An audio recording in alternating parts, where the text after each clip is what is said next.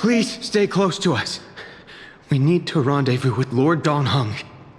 We will do everything in our power to clear the path for you.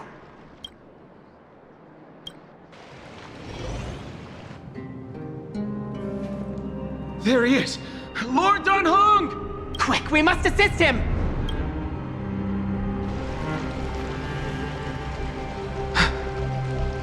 What are you doing here?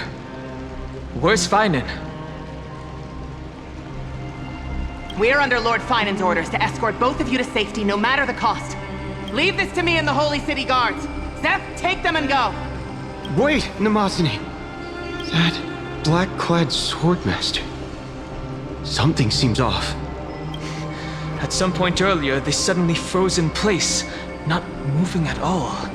Like some kind of omen.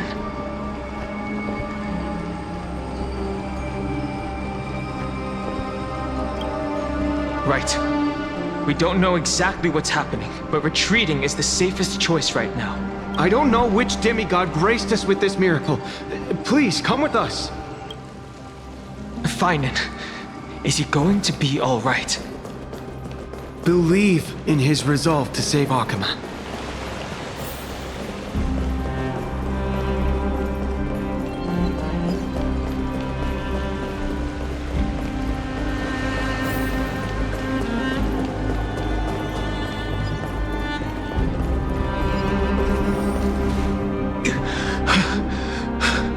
The Flame Reaver isn't pursuing us. Could this really be some kind of divine intervention? We can't stay here for long. Lady Trinan's sentry gate is just outside the city. Let's keep moving.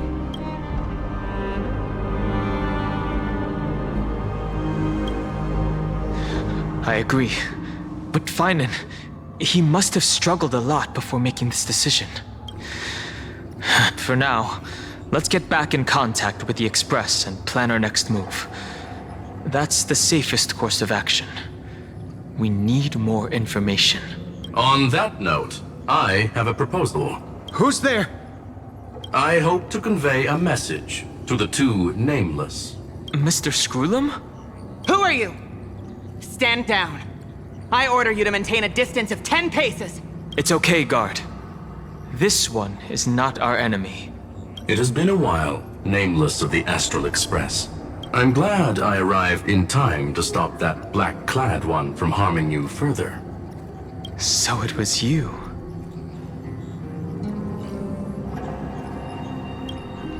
It was fortunate we found you in time. Madame Herta and I were both quite relieved. You two know this anti-Cyrene? Does he come from the same people as Counselor Lygus? Don't worry, guard. This gentleman is an ally of the Trailblaze. Would you mind giving us a moment to speak in private? Of course. We'll wait nearby. Please, stay safe. I fully understand your situation. For now, the only thing I can do is temporarily freeze that black-clad one in place. Time is limited, so I'll keep this brief. The place where you stand, Amphoreus, is a world constructed from data and memoria, an experimental field of a certain eon. And now, this isolated sandbox world is rapidly falling into a third path. Destruction. Destruction. Conclusion. If Amphoreus continues unchecked on this course, a Lord Ravager will complete its evolution and metamorphosis, and emerge from the surging tides. The cosmos as we know it will suffer irreversible consequences. The disaster that this Lord Ravager intends to trigger may be far more severe than the Law Fu's Stellaron crisis, because its goal is the Eon of Erudition. Putting aside the complex details of the inferences involved, I have a request to make. For one of you nameless to stay behind on Amphoreus, acting as an informant, in order to prevent the wrath of destruction from ravaging the cosmos. This world is enveloped in a firewall that defies explanation, and the flow of time here is also different from reality. Madame Herta and I can only tear open a gap and project images inside. However, The accidental crash landing of the express car notwithstanding, both of you were able to successfully land here. There must be some principle behind this we have yet to fully grasp. It will take time to uncover the reason. Before then, if one of the Nameless is willing to stay and witness the fate of this world, or to push it along when necessary, it would be of great assistance.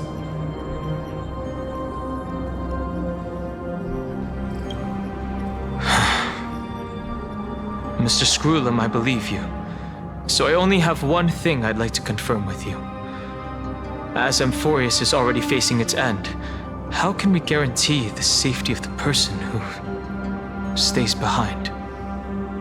Look at this, if you would.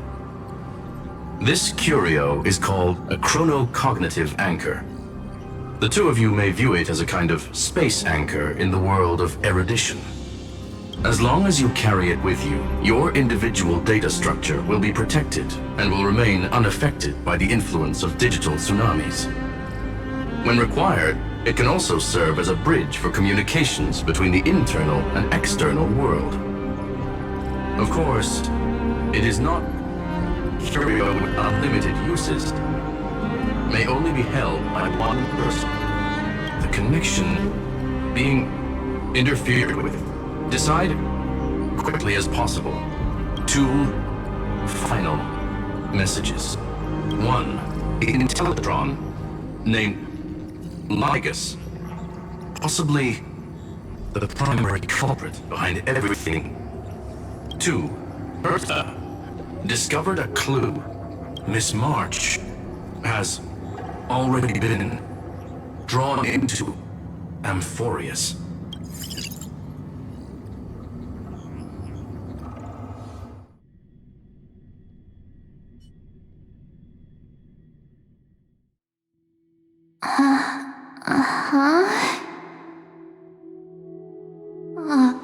Cold. It's freezing. Hold on. Am I dreaming? This is way too strange. Everything's spinning. And I can see webbaboos flying around. But I was literally just talking to Himeko. How did I... When did I... That's it. He warned me about this place right before Klapoth glimpsed him. Oh no. Have I accidentally walked onto some weird path? Have I done something crazy without remembering? Unless forcing Pom-Pom into new outfits and borrowing Mr. Yang's shoulder massager counts. Hold up. No way! Stepping onto the path of elation can't be this simple. Right? Child of remembrance, step forth into the depths of the path space. Who's there? Hey, cut it out. If you're there, just come out and talk, okay? You're freaking me out. I can't even think straight. Hold on. Is that a gate? Cast aside your fears. Step forward through the gate of memory. The voice. Is it showing me the way out?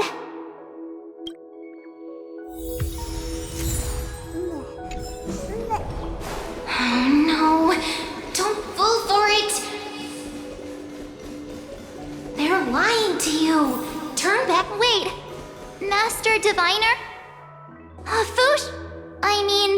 Master Diviner, what brings you here? And you, Miss Messenger. Do I know you from somewhere? Good to see you again, March. A pleasure to see you, Miss March. That's it! Master Diviner used the Matrix of Prescience to help me search for my memories. And you, Miss Messenger. We met in that memory space. You said to me, the value of your life does not lie in what happened in the past, but in the present and the future. Your memory serves you well. March, I conducted some experiments with the 6-phase ice you left us. Thanks to the Garden of Recollection, the Matrix of Prescience has made a breakthrough in extrapolating the past. Now, we might be able to bypass the obstacles and look directly into your history. The Master Diviner is right. Continue down this path, and you'll be able to find your lost memories at the end. Since we last met, you've grown much alongside the Trailblaze. You should be strong enough now to bear the weight of your past. Well, there goes my Ice Princess fairy tale. I need to know, Master Diviner, Miss Messenger, this isn't just another dream, is it? If this is real, why reach out to me at this exact moment? The situation is dire. Your lost memories, they're crucial to the Garden of Recollection. She's right. The Garden of Recollection's existence hangs on your memories. The Garden of Recollection. You may not want to sacrifice anything to preserve the garden for now, but in time, you'll understand. Your destiny and the path of remembrance are extremely, closely intertwined. Now go. So, I just walk through that gate? This way, March. Your past awaits beyond the Gate of Memory. Stop! They're just mimicking people from your memories! Don't let those bad people deceive you! The gate. Now it's... you two?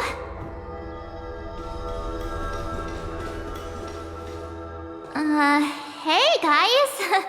What are you doing in a place like this? March! There you are! Finally. The trailblazing journey just isn't the same without you. Traveling's no fun without you around. Well, duh! What's Team Trailblaze without its star member? Wait a sec. You might look like you two, but... We understand your confusion. The Garden's allies helped us establish this neural link to reach you. The Garden's allies? You mean Miss Black Swan? Yes. She helped make this possible. Keep going, March. Find your past, wake up, and travel with us again. That sounds really tempting. Finding my past and continuing to trailblaze new worlds with you? Trust in yourself, March. It's gotten us this far, hasn't it? Follow us. Let's go through that gate together. Step into your past, March. Find your true self. Wait up! Slow down! Those words sound so sweet!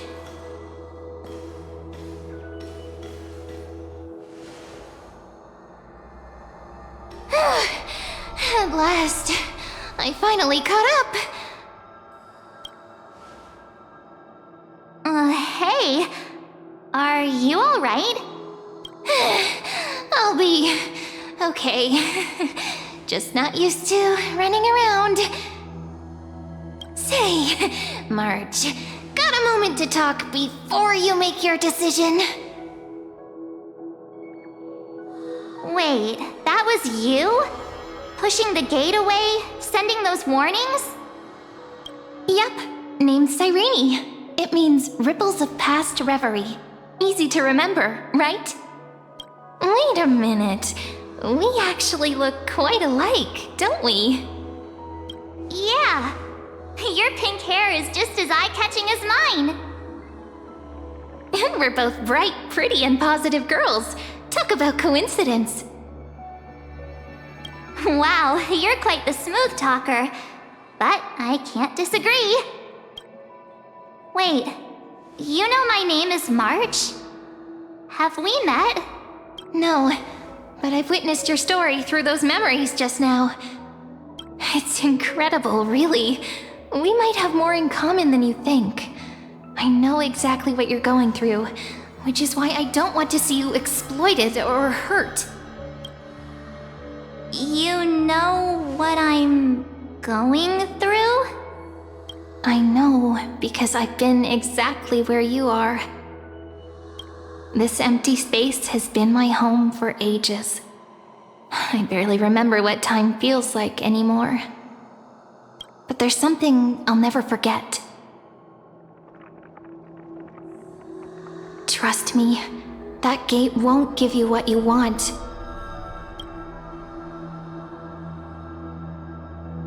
You mean those people? They're lying? Luring me into a trap? Yes, convincing, weren't they? They've studied your memories, using your deepest wishes against you. How dare they manipulate a young girl's feelings like that?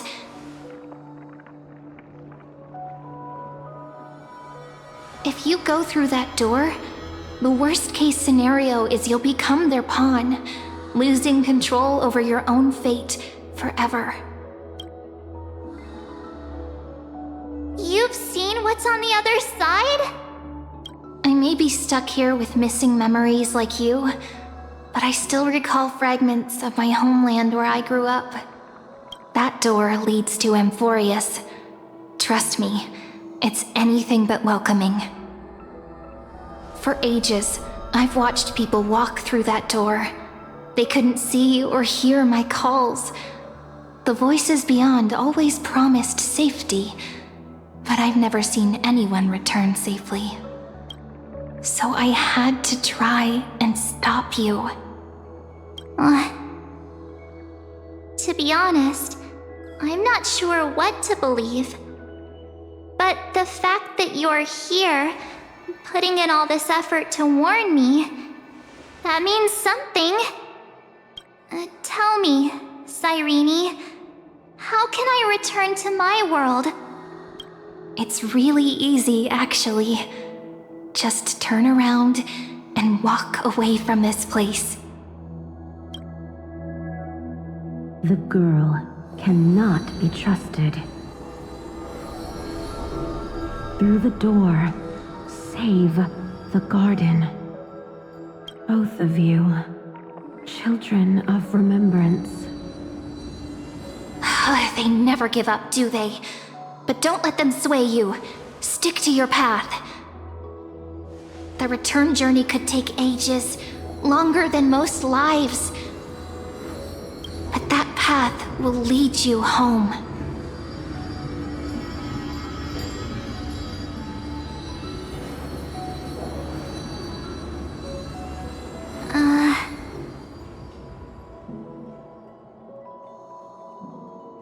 Thank you, Cyrene.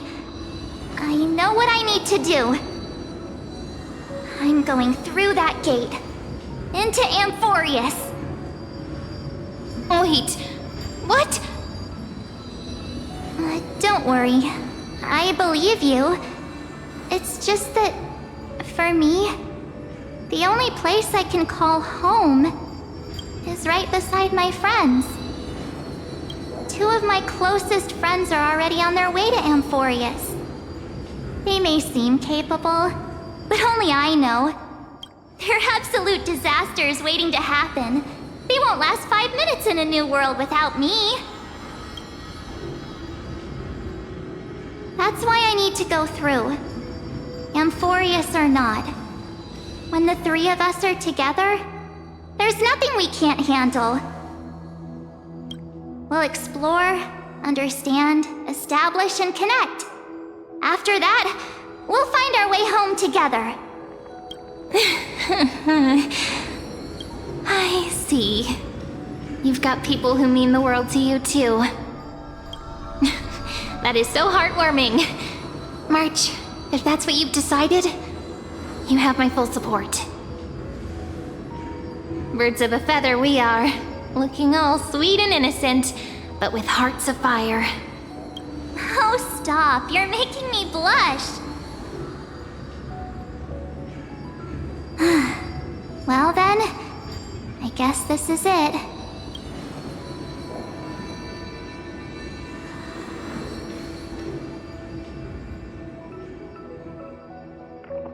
Do you think we'll see each other again? Who knows? But don't worry about me. After all this time here, I've grown quite used to chatting with my imaginary friends.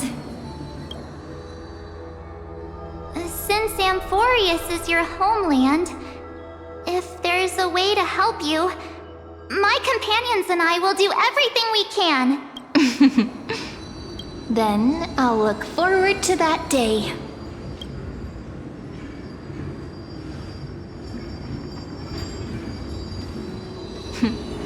Your story awaits, March.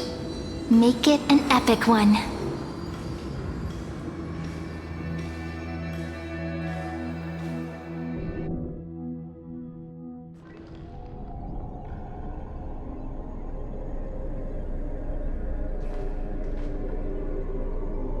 You okay there, friend? Something seems to be bothering you. The vortex of Genesis. We made it back. Even this place has changed. Phainon. Is he ready for Era Nova?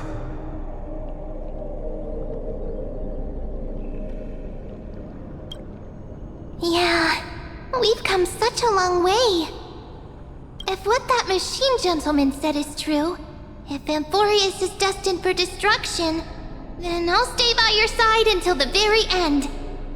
Like how you and Dun Hung treasured the Express. Amphoreus means everything to me. Right. Time to see the last core flame restored.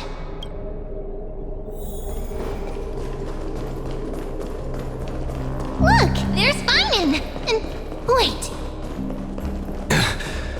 Lygus? And you, Lord Phainon, will wield that core flame to bury this ancient world, plunging everything into the gray unknown. None of that matters now. This brutal, flame-chased journey has stripped away my delusions.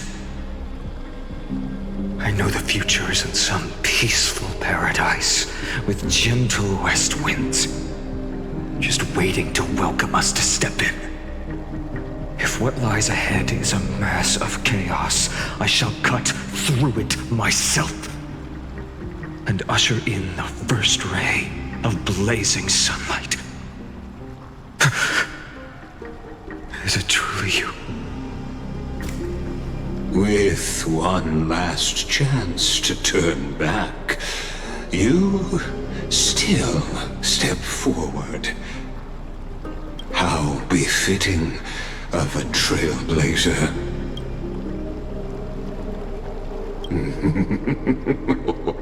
You misunderstand. As our world nears its end, the ones who walk the infinite paths have embraced their destiny.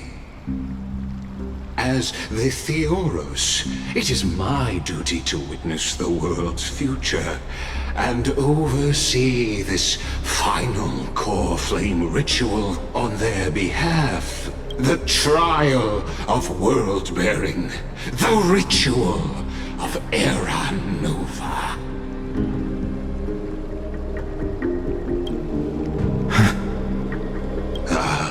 I see.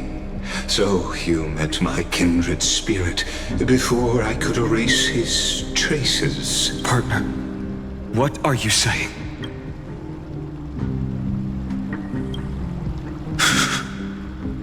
I've had my suspicions. How does a native Antikythera know so much about repairing vehicles from beyond the sky, Lord Lygus? How much do you truly know about Era Nova? Tell us everything.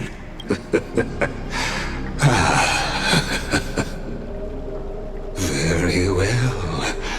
I need no longer maintain this Theoros masquerade. You seek truth, Lord Phainon, and truth you shall have. As you know, when the old gods fell, someone had to bear their broken pillars to fill the vacant seats. Those who would assume divine authority must prove themselves through trials. Yet, for Kefali's demigods, the possibility of overcoming the trials has forever been non-existent. For the world-bearing trial is the divine duty itself.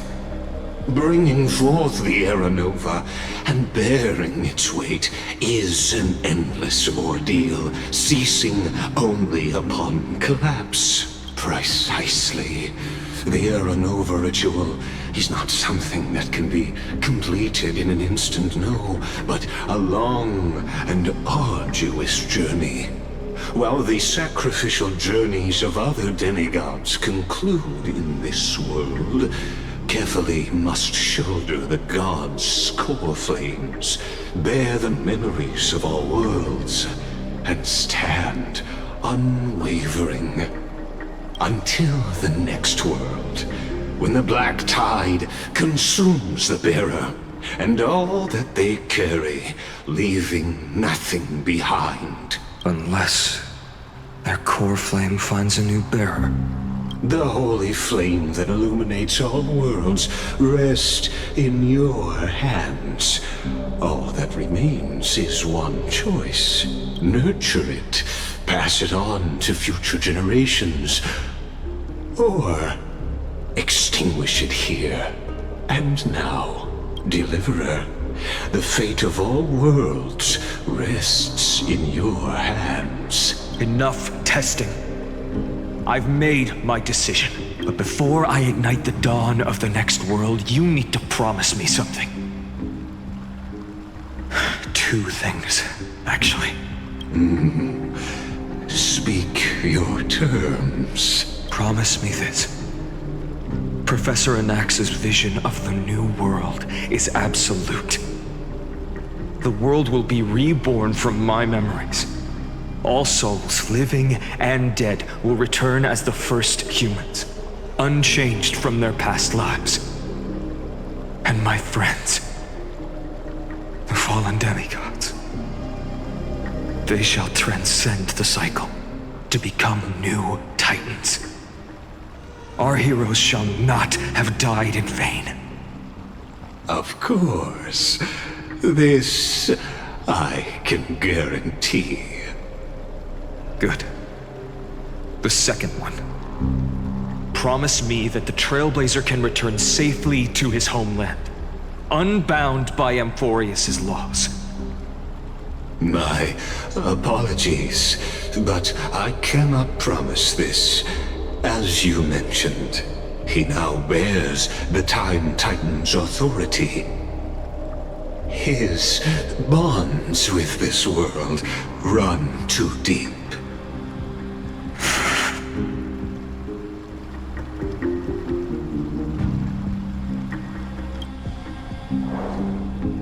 Well, I stand corrected. An outsider like him does have ways to defy destiny. Thank you, my friend, for everything you've done for this world. Though the next world may not remember, I shall never forget. As the Theoros, I declare, Amphoreus has determined her path. Step forward, heroes. Follow her path and see it through.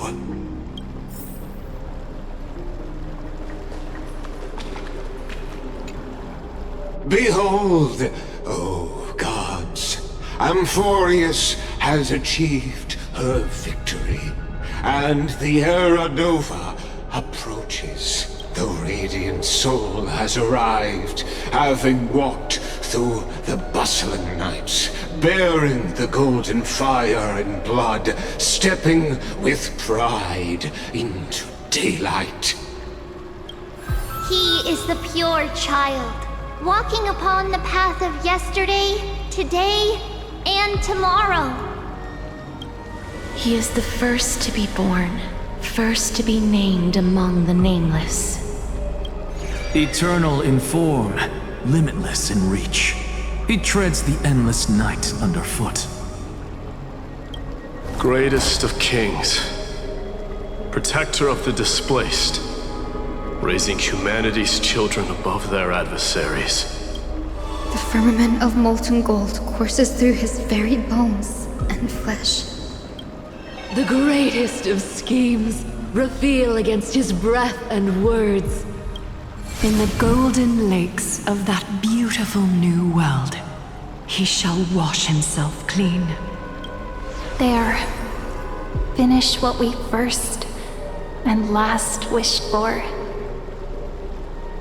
To write an ending unlike any before, for this world we so deeply love.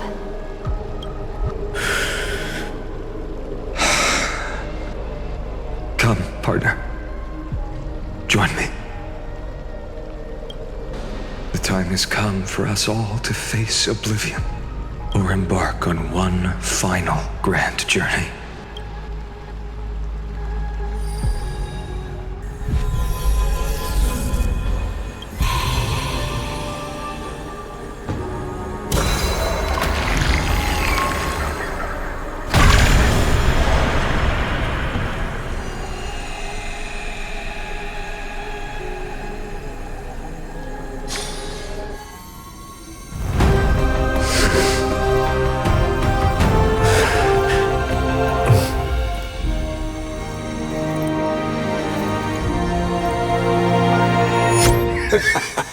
What a magnificent and epic adventure.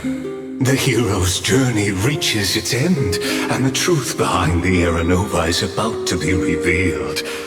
Is that truly the case? Here, as the Theoros, allow me to humbly request that you find a moment to listen to what I have witnessed. This is about the nature of Amphoreus itself. A story of the prime mover of life. My, what a broad topic this is.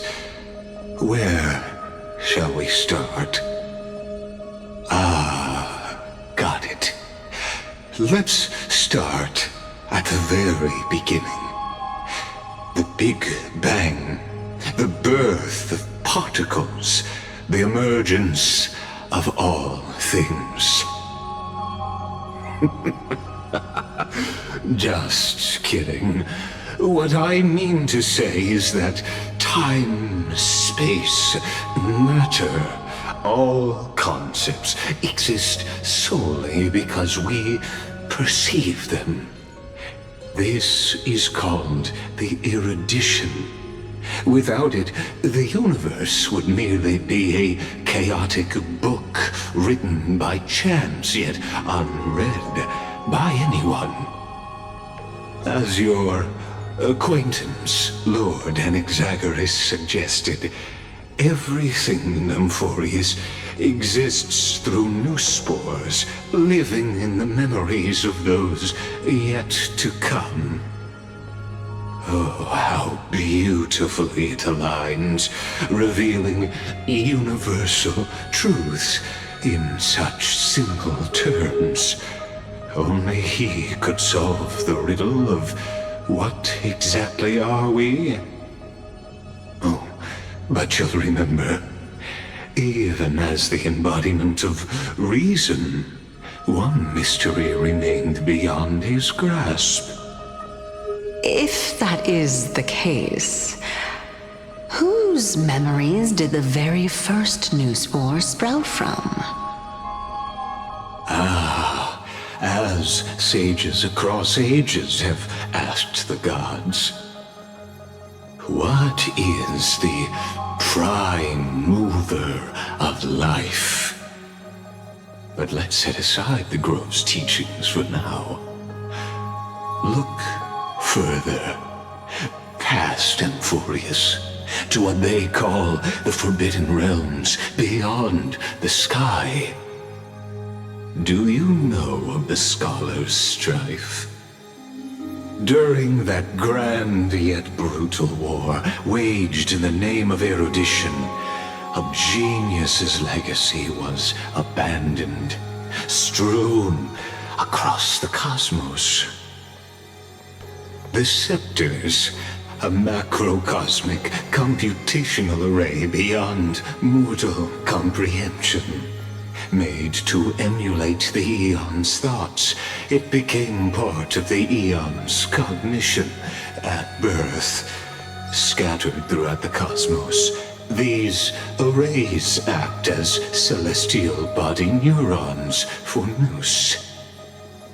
But regrettably, as everyone knows, the erudition forsook them all. But what nobody knows is that, though forgotten, they never stopped seeking the divine answer. A question that survived war and disaster, stumping even the greatest minds, including both mechanical emperors. Now, we come to the real truth of Amphoreus. What if, hypothetically, a scepter found the answer to the prime mover of life? If through endless solitary extrapolations in the cosmic code, the one deemed as a failure by the Eon of erudition found proof through the ages, what would happen? Perhaps the answer is simpler than you'd think. From a perishing neuron devolved into true life, reborn through the gaze of another Eon. This is a tale from the distant past, unknown to all, even unheard by the greatest geniuses. Now, let's leave the Scepter's story here, returning to where we began. What is the prime mover of life? Actually, you know the answer better than you realize. It's been by your side, accompanying you throughout this long journey. Right now, it awaits you ahead. In that brave new world, beyond the end of Genesis.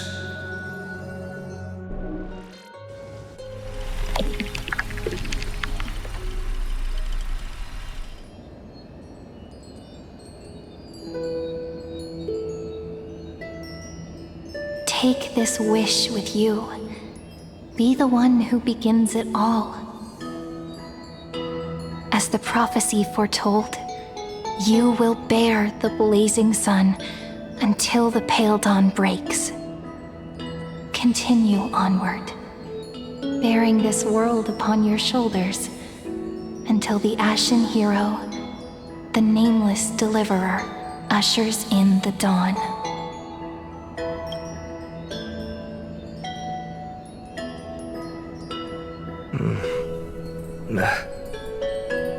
Such an odd dream. Strange. Like I've dreamed this before, but it all slips away when I wake. Only a voice remains. Who was that?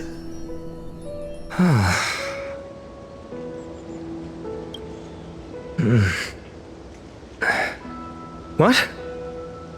Ah, it's you. Whoops, I fell asleep there. What a strange dream I had. It's gone now, though. But look! Perfect sunshine! The day is still young! Let's go find Cyrene, partner. We promised to be there for her oracle card reading today. It's right about time.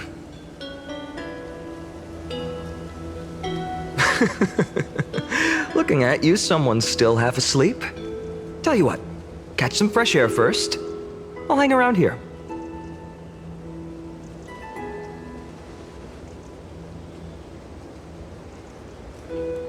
Oh, beautiful, isn't it?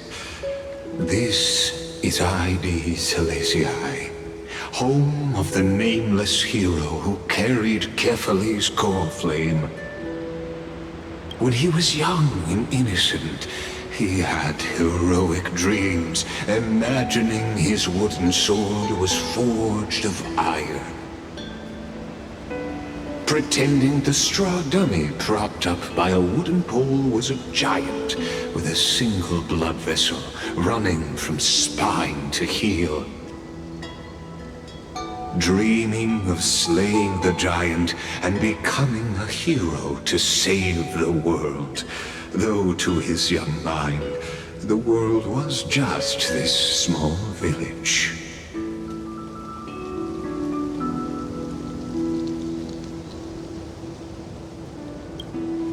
What you witness is the start of his path to a new world.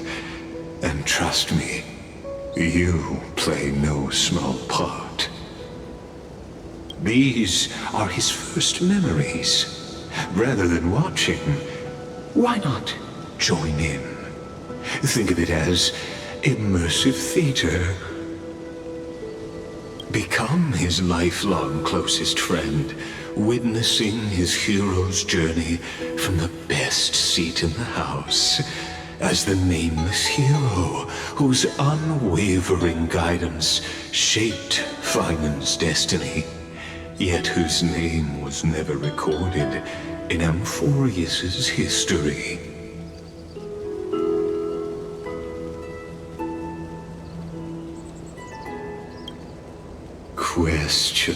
Questions. Let's follow along and find out, shall we? Many mysteries lurk in this village beneath the veil of Evernight. Your questions will find answers as the story unfolds.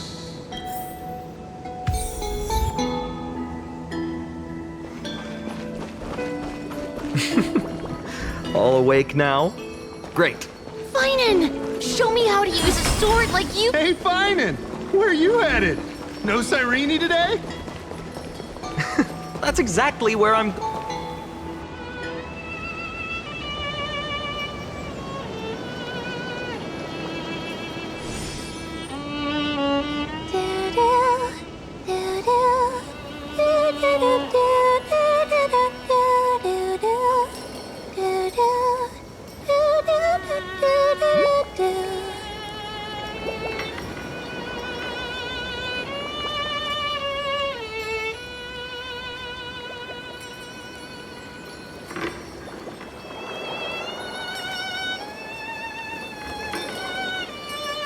Found you.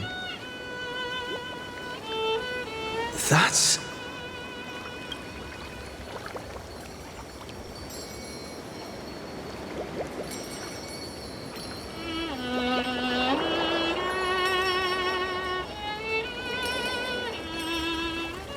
Goodness, look at you rushing about.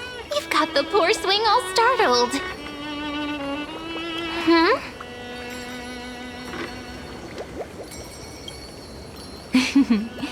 I knew it was you. Something wrong? What do you see? Oh, nothing much. Just suddenly felt a strange connection. Look at you, leaves in your hair. Were you sleeping in a tree again? Or was it the wheat fields this time? At least brush yourself off before wandering around. Come on, I'm not a kid anymore. You're the only one who still treats me like one. Sure. You may have the height advantage, But when it comes to maturity, I'm leagues ahead of you. Still fantasizing about being in heroic adventures and imagining yourself as one of the characters? That's the kind of thing kids do, not grown-ups. Don't you agree? And since you're playing along with his antics, who are you pretending to be today?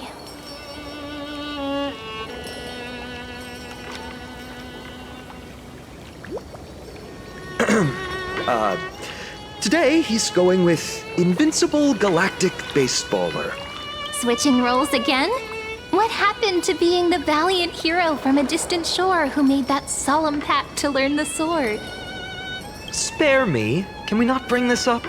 Speaking of which, what about those oracle cards? We haven't done divination in forever. Why the sudden interest? I was just about to tell you. Earlier, while napping on the swing, I had the strangest dream. There was this mysterious voice in my dream, calling out for something. Wait, you had that dream too? Yes, you too? That would explain this lingering sense of unease. Which made me think of those old oracle cards I used to play with as a kid. Though the Ornyx prophecies were always hit or miss.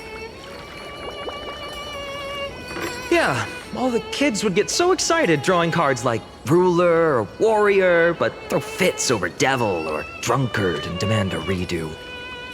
If you just redo it when you don't like the result, what's the point of divination?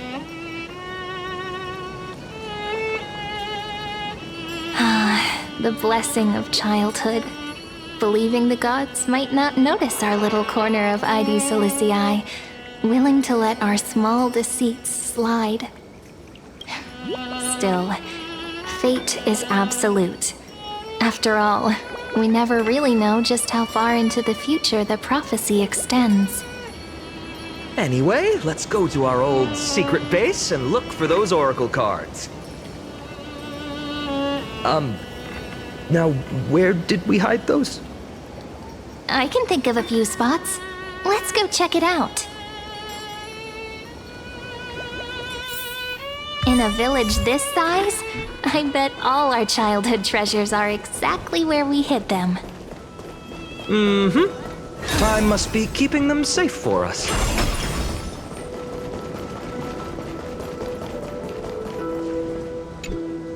In the sunlit barn, amid the scent of ripened wheat, they found various fruits hoarded by squirrels. And a wooden figurine, missing arms and legs. My unfinished little soldier? After all these years! Hey, this is the one Mrs. Pythias confiscated. Finally back in my hands. Phainon, Cyrene, where are you two headed? Speak of the devil. Mrs. Pythias, is school out already? No classes today. This morning, I used fallen leaves for a reading, seeking Ornyx's wisdom. They warned of potential injuries, so I gave everyone a holiday. Besides, it's harvest season. There's plenty of other work to be done, even without classes.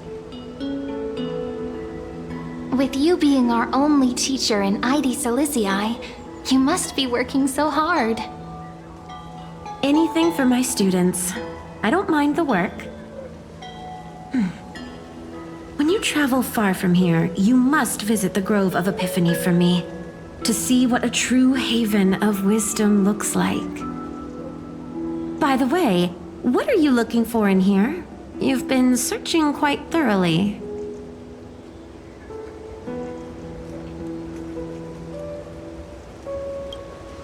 Thank you, my friend. Time to take our soldier home. All right then, I should be going. It might rain tonight, so don't stay out too late. So this is where the wooden figurine you carved during class ended up. And here I thought I knew all your hiding spots. To be honest, I'd forgotten all about it myself.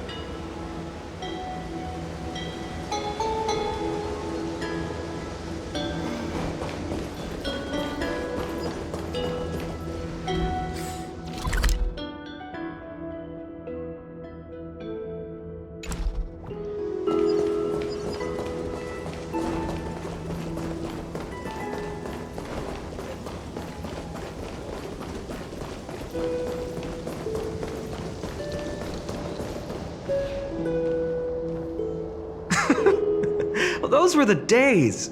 We'd always meet either by that statue in the village or right here. Right? And I remember you never used the front door when you wanted me to come play. You always climbed over the wall. You were such mischief makers. Just like a certain someone who has a habit of showing up unexpectedly. Right.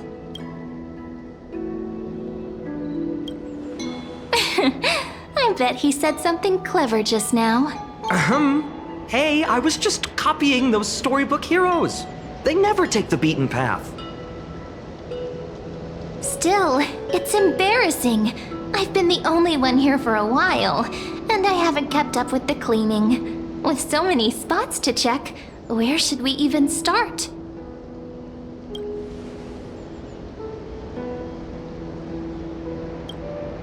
Come to think of it, I haven't checked the roof in forever. Worth a shot, right? All right, let's split up. I'll handle the yard. You check the upper floor. I wonder what the view's like from up there. Worth checking out?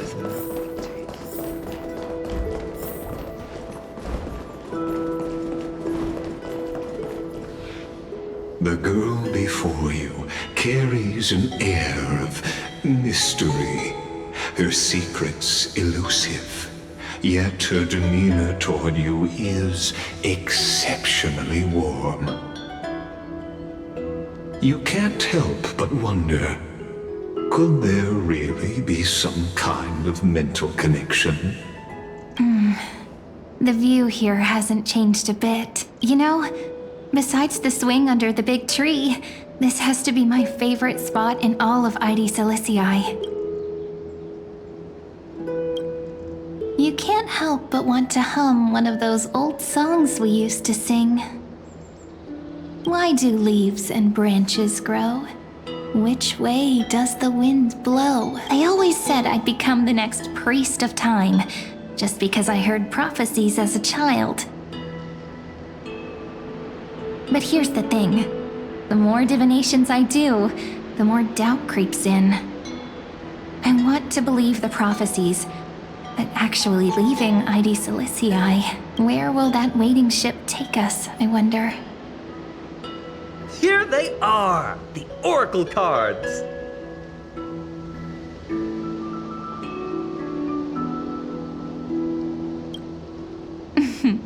Guess reminiscing makes us take our time, doesn't it?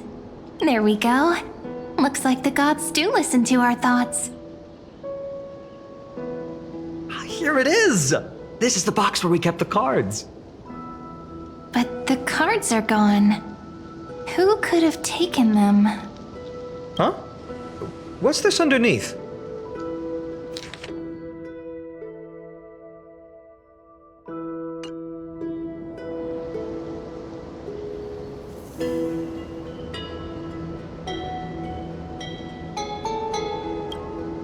Hey, don't go changing the words. I see now. Those sneaky little ones. So that's what they've been up to. The ones from Membrance Maze, you mean? Yep. Let's head to the back of the courtyard.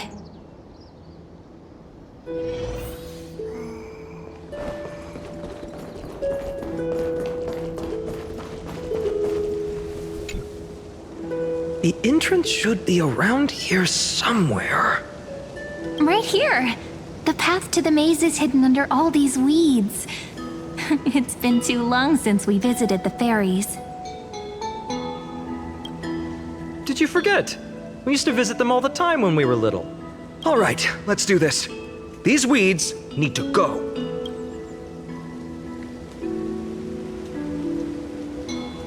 Pretty sure this is it?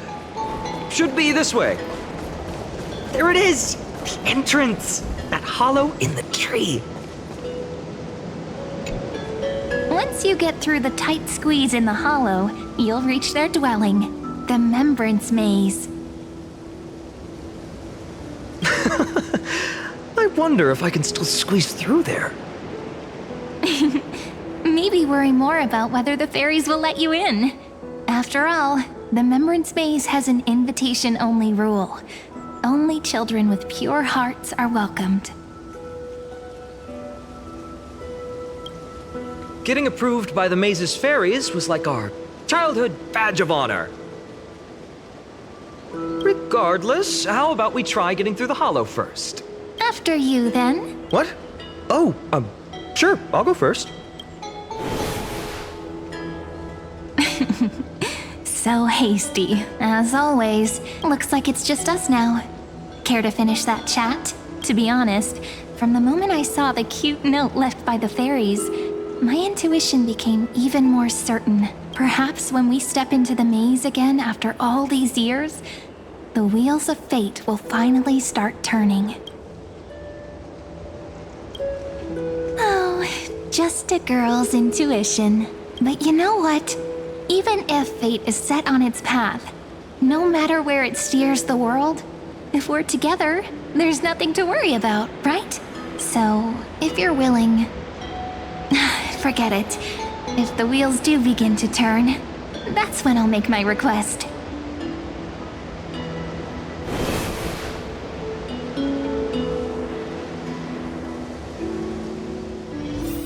I made it! Oh, that wasn't easy. I can't remember the last time I... Wait a minute. Are you? Whoa! Look who's finally back, Memmy! Snowy, you've grown so tall and dashing. I couldn't even tell it was you at first. We had to grow up. Sometime. But look at Rini. She hasn't changed one bit. How fascinating. Perhaps I'm like you, Rayleigh Mem. Just another fairy of the maze.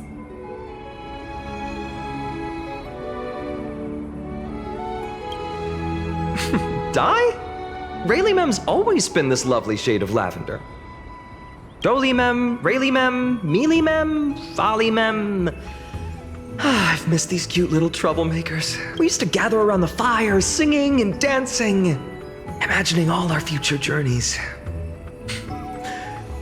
Without coming back here, those memories might have faded away entirely. Oh, how good you, Snowy. You swore you wouldn't forget about us, but you were gone so long, you almost did. Oh, he's just copying those bards from his stories, being all melodramatic. He couldn't forget about you all even if he tried. Actually, we're here for the Oracle cards. Have you seen them? Oh, the Oracle cards. Right. The chief asked us to get those. Chief? You mean Doly Mem? What do they need the cards for? If they want a reading, they could just ask me. Oh, I'm not sure. But Chief specifically wanted to meet with you all. Let's see. They should be... That's it! This way, everyone! Watch your step. The trunk's slippery.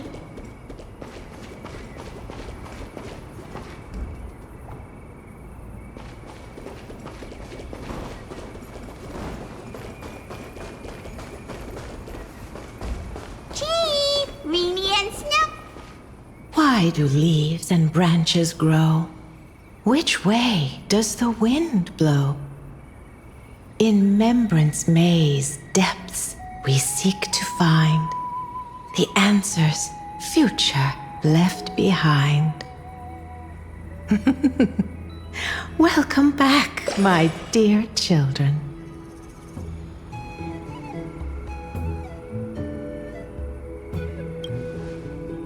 Right? Though Doly Mem always says they're just songs, not poetry.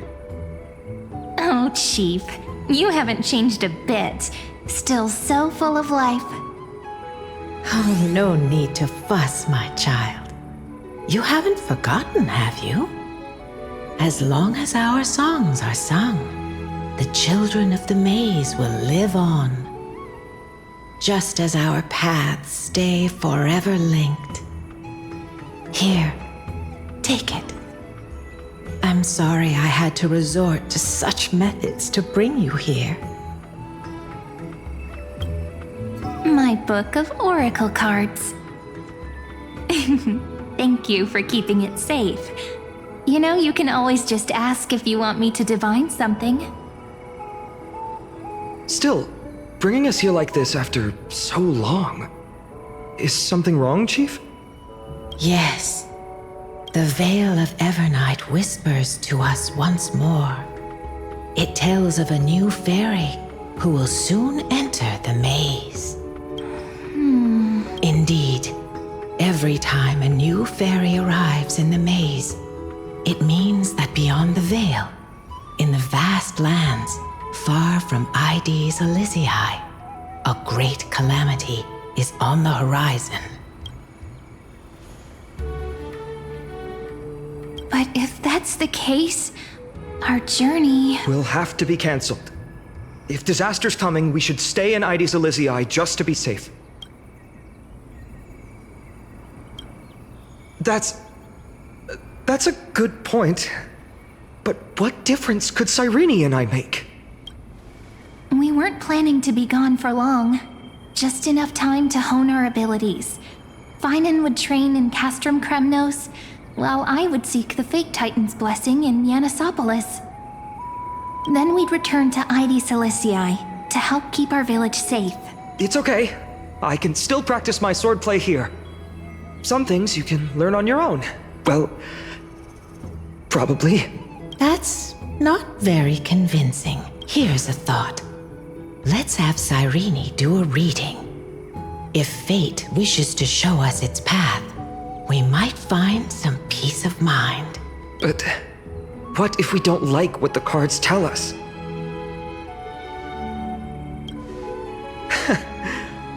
Never thought of doing it that way before.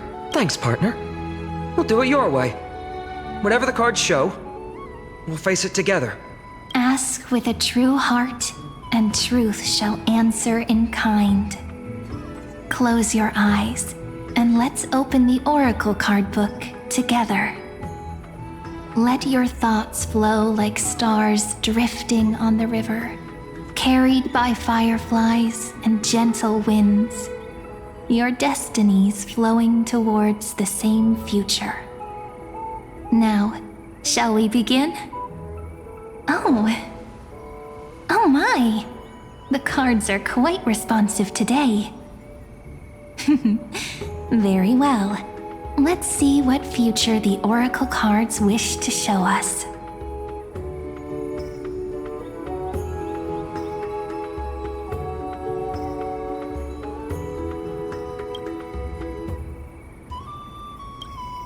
Behold, the Weaver.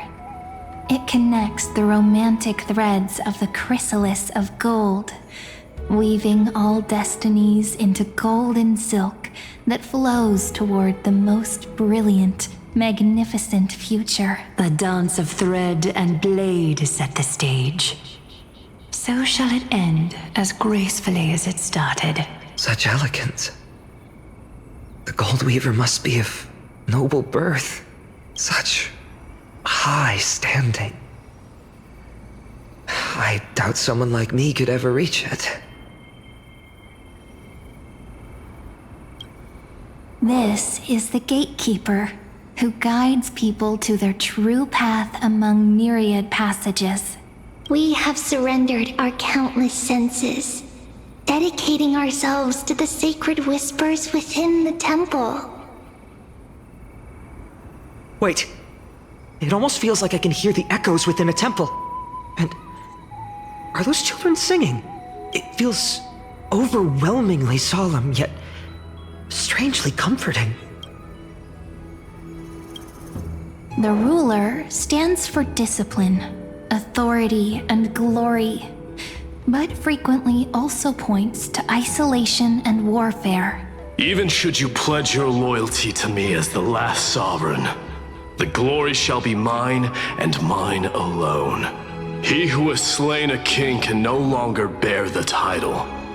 Let the withering lion walk his last path alone. Is this showing us a ruler who forsook their people? Stories of such bloodshed like this feel so different from Ides Elysiae.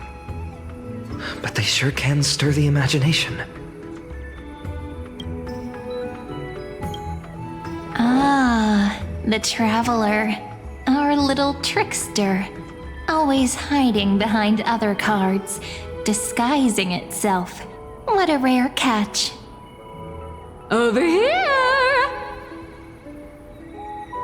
Or perhaps here! Gotcha! You'll have to be quicker than that. A teasing voice. Just like a child playing hide and seek. Surely only a master of mischief could pick up this card.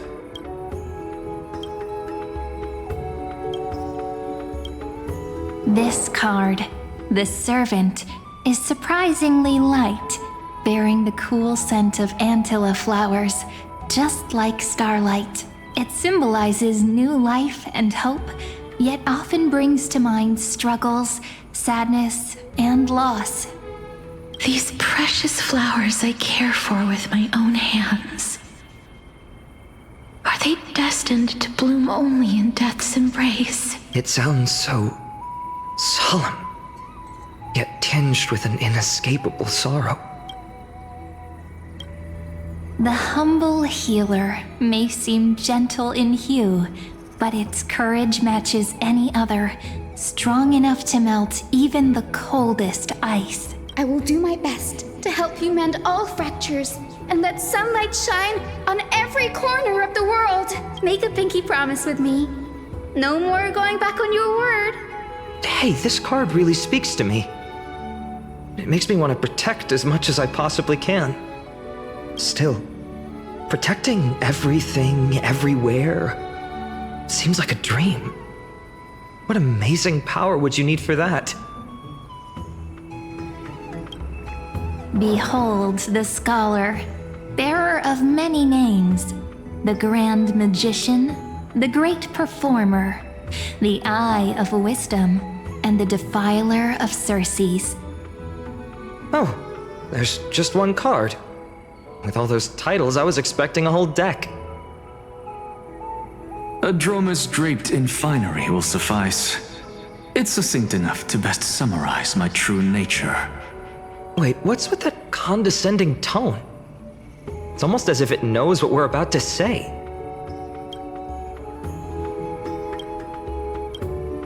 The Deliverer. According to the tripartite prophecy, this card means absolute harmony and perfection.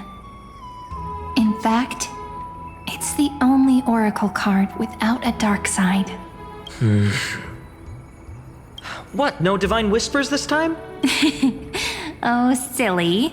This is simply the card you drew for yourself. The sleepy village of Ides Elysiae, in just one fleeting moment, welcomed an array of legendary figures. The Weaver, Gatekeeper, Ruler, Traveler, Servant, Healer, and Scholar. Their stories and wishes showed the village boy glimpses of a world larger than he'd ever imagined. They brought tales of raging battles, of cities crowned in holy light, and of wonders beyond his understanding. Each story so far removed from his simple village life. Once, these were just images on his friend's oracle cards, and yet destiny now stirs in resonance with the maze. And now, they are right in front of one's eyes. The Deliverer? This card again. Ah, my child. It seems you're destined to bear the wishes of many, to answer the world's call. Bear their wishes? Yes, just like Kefali, standing eternal atop the mountain. My parents, they only wished for me to grow up help around the village. Stay out of trouble. Mrs. Pythias wished for more books in her little schoolhouse. Wanted us to all learn and grow. And little Piso, he wants to grow up strong like its father, to become a hunter. Is that my purpose? To fulfill their wishes? Perhaps. For a true deliverer, such wishes are but droplets in an ocean. After all, Kefali bears the weight of the entire world. Right. How could any human possibly measure up to a Titan? I wonder too. Perhaps... What's this? What you see are futures written in the cards. Or rather, the people you'll meet on your journey. Sometimes, fate can guide us when we're lost. Let's consult fate itself. Maybe then we'll know why we must take this path, and learn just how many burdens one must bear to become a true deliverer.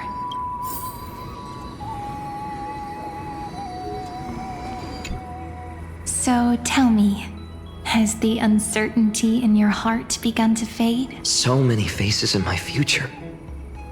So many wishes. Still, why would fate choose to show us this? What's weighing on your mind? Didn't you say disaster would strike Amphoreus? If so, shouldn't Cyrene and I stay in Ides Elysiae? How could we possibly meet all these people?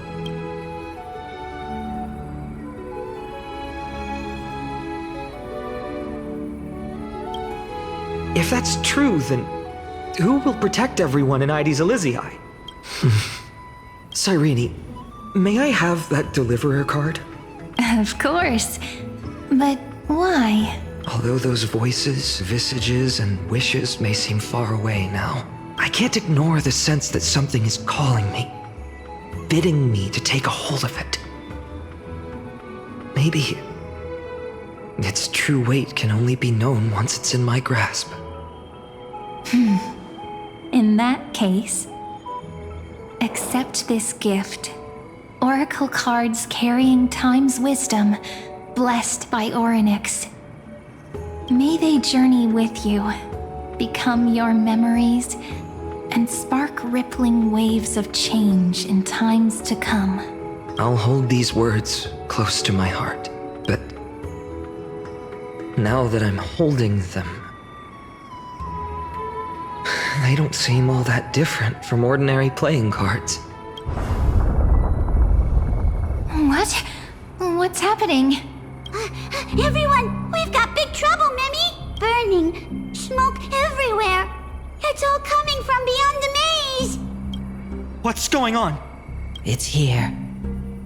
The seeds of disaster have already taken hold. Sooner than we had foreseen. This time, not even the veil of Evernight can shield us. You mean Ides Elysiae will be swept up in the prophesized catastrophe? I'm afraid so. My children, take shelter in the Membrance Maze. But my parents, the whole village. You're right. Chief, what are we truly facing? Is this the power of a Titan? This is beyond any Titan. Beyond any danger you could overcome with strategy alone. It's an unspeakable horror that twists all life into abominations that never bleed nor cry. Even Titans fall to its corruption, burning from within until only empty shells remain, knowing only death and destruction. The Black Tide. That's what this calamity truly is. It consumes all in its path, sparing none but the Membrance Maze. Not even Titans can? Yes. So please, don't leave this forgotten realm the gods abandoned. You are the first to uncover our presence, and the only two who can enter the maze. We don't wish for you to throw your lives away. Phainon, What path do we take?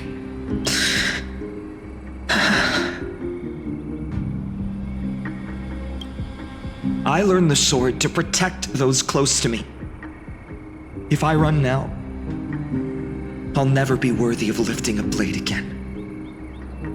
Then we know what we must do. Indeed, our friend is right. We must take action. Forgive me, Chief, but Ides Elysiae needs us. And as her child, I must act. Very well. Make sure you protect yourselves. With me, Cyrene. Join us, my friend. Even without a sword, I'll take a rake. Even with the roughest steel, I'll keep our home safe. Deliverer. The card's truth extends beyond its mere literal meaning. There's another hidden layer within. Not someone perfect from the start, standing high above, casting merciful gazes upon the world, but one who starts small, from a humble village, expanding their world within step by step, learning to save others as they grow. When we were little, I told him I wished this world would never need a deliverer. Now that wish has shattered. Yet I'm glad he's chosen to walk this path, and all of this happened because you believed in him, friend. Shall we? It's only when you're by our side that Phainon and that our hearts find their courage. I know you're watching us right now, aren't you, great hero from the future? Oh, deliverer. Such cruel irony. Though destined to bear the world's burden, this boy can never become the hero to bring forth the...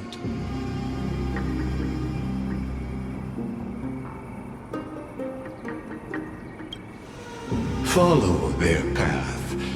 Bear witness as this man, forever denied the mantle of hero, takes his first step on the path to deliverance. Watch this memory play out its final act. See with your own eyes how everything began. Then you'll see why his dream of deliverance was always destined to become this world's requiem. A sun red as blood, wheat fields turning to dust, and in the heart of it all, a village aflame. In that moment, the boy stood in what felt like the end of existence itself.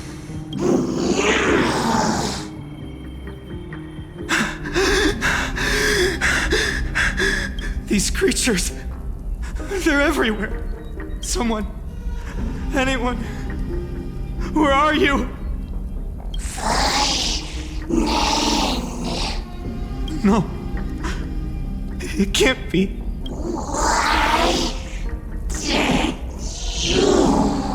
You, are you talking to me? I don't want to die. Weren't we best friends forever? No. That ribbon. Olivia. No.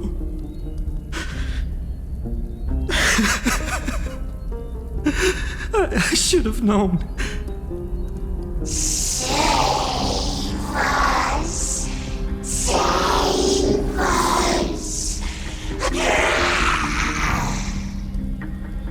Please. No. Stop. Please stop.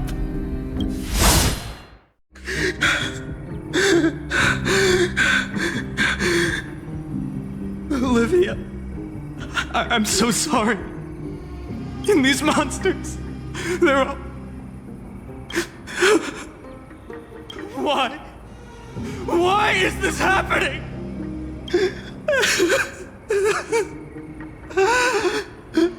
When the black tide arrived, the wavering boy found resolve in his companions, and together they ran toward their first battlefield.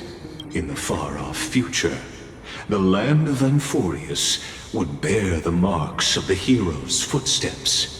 With sword in hand, he would inscribe an eternal mark in the golden epic.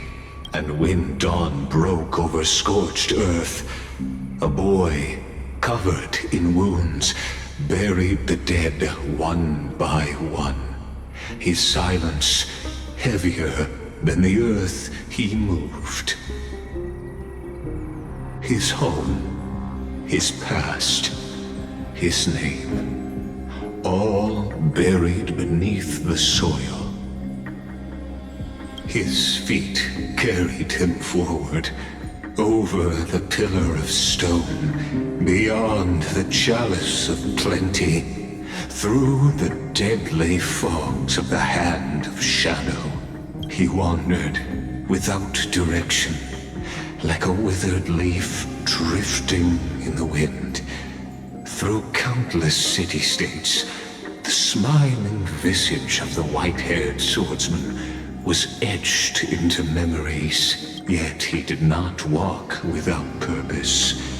Deep in his heart, a voice always guided him forward to fulfill the wishes he had inherited, to brave peril, and to do all that was within his power to save those who needed saving.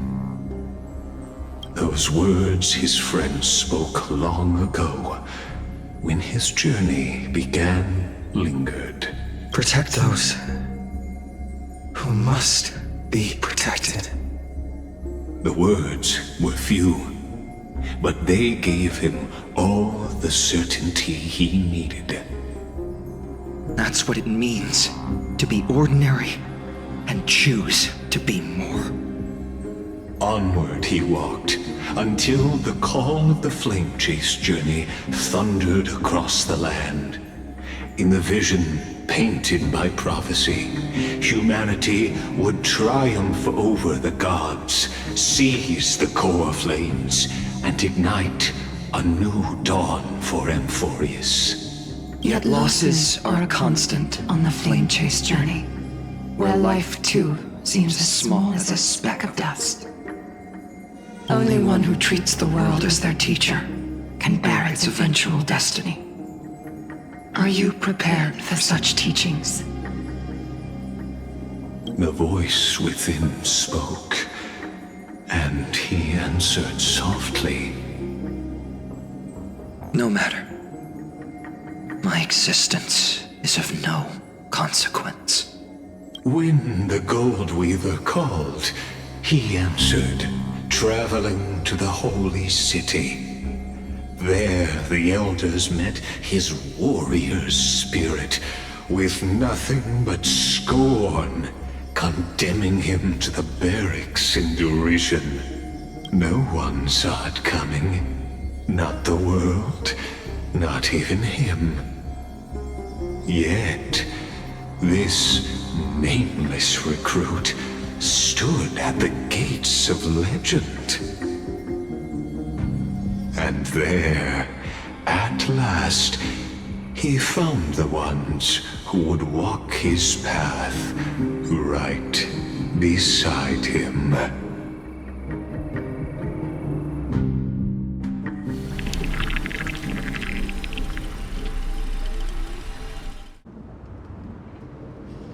This is the abyss of fate. Hold on. Phainon's here too? And is that Mighty and Trinen? And now, Act 2 of our immersive drama unfolds. They're evacuating the temple. Why now? Are you insane? That blonde man is the Crown Prince of Kremnos. Mess with him, and every last person in this city could wind up dead. Calm yourselves. The Holy Maiden has everything under control. We need only wait patiently.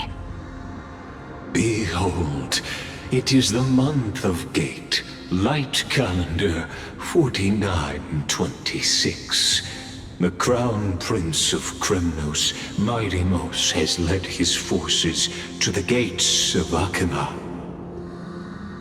As you know, though Mydemos was proud, he did not engage in needless violence. He challenged the elders of Akima to a duel, not for glory, but for the rights and dignity of his people, to ensure they wouldn't live as second-class citizens in foreign lands. After Aglaya's mediation, Phainon met Mydemos' challenge as the Elder's representative.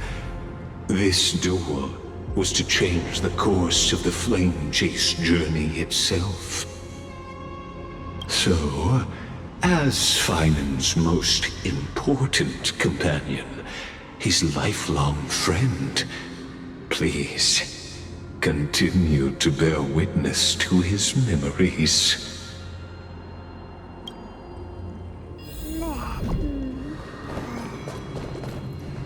Is this your idea of an honorable duel? Bloodshed isn't the way. We and Aggie don't want to see Chrysoceres turn on each other. True warriors know when to sheathe their blades. The impartial Talantan shall oversee this duel. You need only place your offerings upon their scales. Something that has more weight than the fate of the world. Which means only those who understand the world's weight are worthy to carry it. Is this how you plan to test our convictions? Well, Kremnoan, looks like you won't be able to punch your way through this one. It makes no difference. One last chance, new recruit. Walk away and I'll spare your life. Otherwise, come and face me. I'll give you a warrior's death.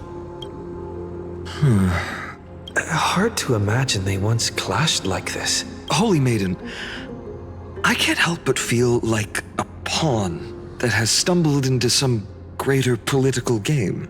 Every hero was once a child, and every child must grow. That's so. I don't even know why I'm standing here right now. Look at me. Just a common soldier. Since swordsmanship won't decide the winner, Lady Goldweaver should be here instead. My devotion to the Holy City could never compare to hers. What if we told you this duel isn't about winning or losing, but rather in the choice you make? Are you saying that Lady Goldweaver is testing me? Every Chrysocer is indispensable to the Flame Chase journey. And you and the Crown Prince of Kremnos are both a part of the prophecy. What the duel marks is not an ending, but a beginning. So, listen to your heart. We wish only to hear your answer. True enough. The voice within has never failed me. It doesn't matter what the result is. I'll give it everything I have. Spoken like a Chrysocer. Now go, Phainon. Your journey has only just begun.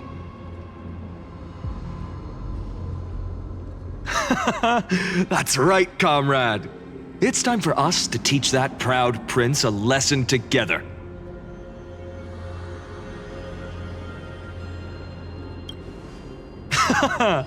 Now that's what I like to hear. Still, on the topic of the Temple of the Three Fates, here we are, at the Temple of the Time Titan.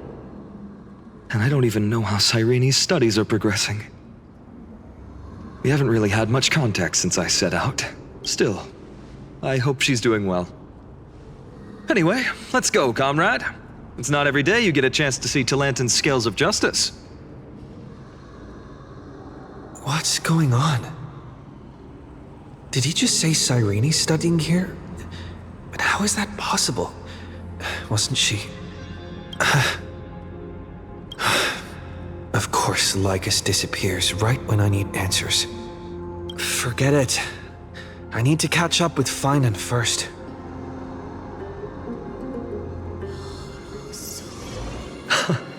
Amazing! Talanton may have fallen, but their scales remain true to their purpose. I hope you still remember your purpose, new recruit. You seem awfully confident, Kremnoan. Let's see how you define the idea of weight.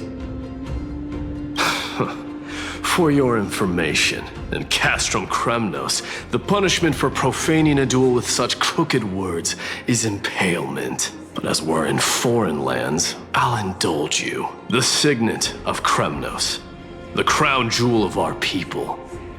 That's my choice. A ring. Not just any ornament, I'd wager. What's the story behind this little treasure? Don't push your luck. Think I'd pour my heart out to you? Just know that Kremnos' 1,000 years of glory could bring a titan to its knees. Let alone a nobody like you. So to him, glory and his people outweigh the entire world. And the very destiny that Mighty himself will eventually shoulder.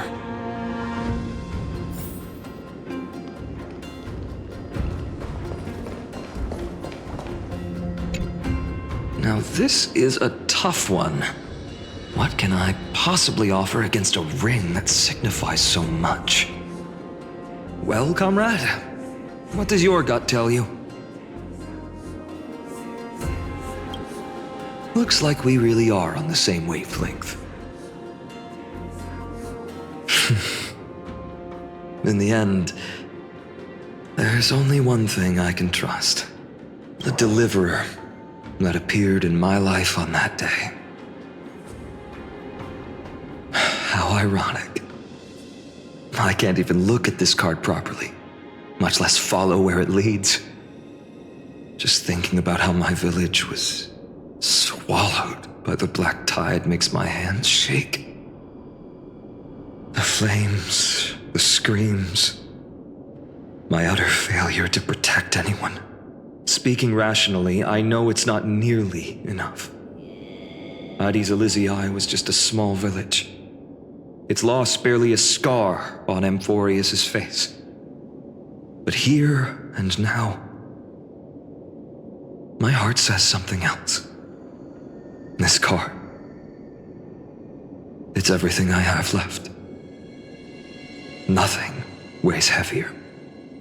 Perhaps that itself is the answer. Look, Phainon. It's so nice to see you all again. Lady Cyrene, Phainon, and... hello. Seeing you here sure is a sweet surprise.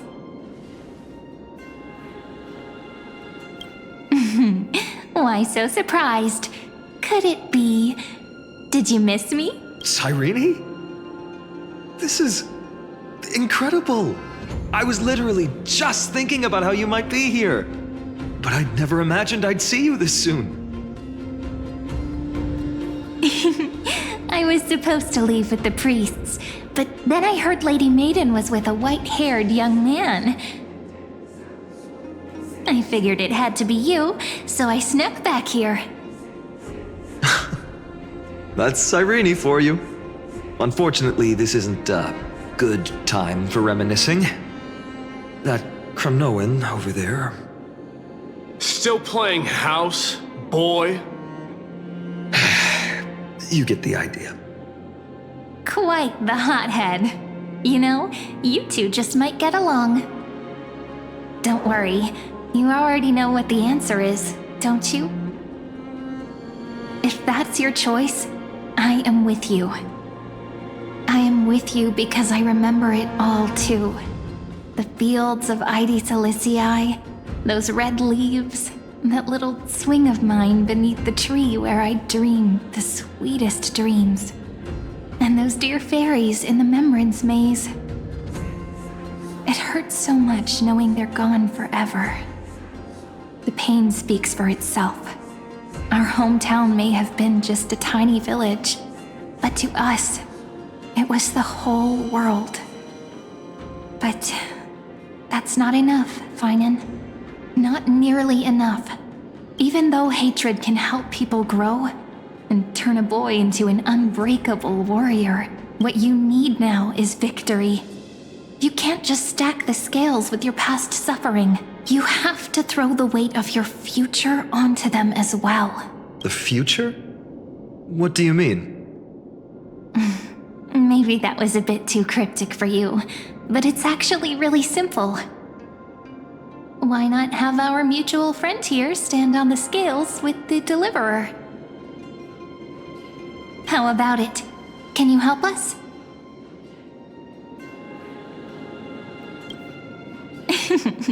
Relax. Our dear Crown Prince won't have a clue. Let's try that. The fate of Akuma hangs on this duel. I must claim victory, for their sake. I will stake everything I have. Stand with me, comrade, and we shall become heroes.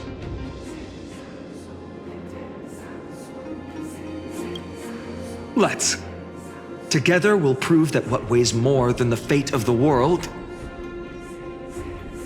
is the resolve to shoulder an immutable past and carry it into the future.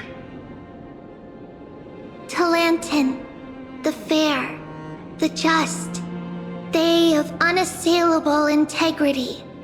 The challengers have made their choices. In the name of the Holy Maiden of the Three Fates, lower your scales, weigh destiny, and reveal unto us your verdict. Your offering is a card? Yes, a flimsy little card. That is my choice. Just know that it's called the Deliverer. Interesting. Very well. If you can beat me with this card, then that's what I'll call you from now on.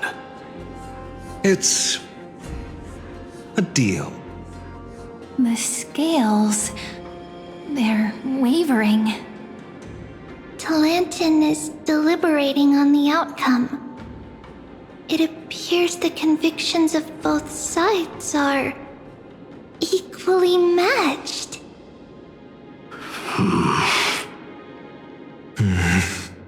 This is suffocating. Like the whole world's weight is on my shoulders. But I believe what my heart tells me.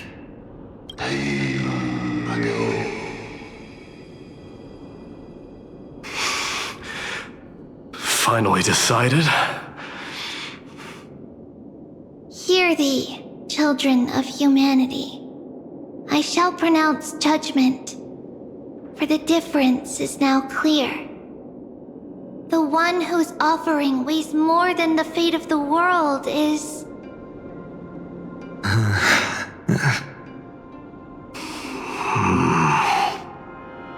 one from Ides Elysiae, the nameless hero.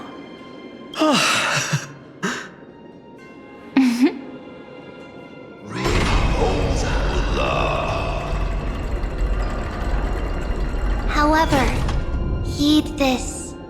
The true weight of conviction originates not from itself, but rather in that which tips the scales. Hope itself. What's that supposed to mean?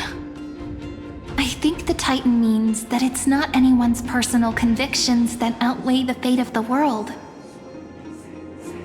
It's about a wish, one which we all share. You, me, everyone here.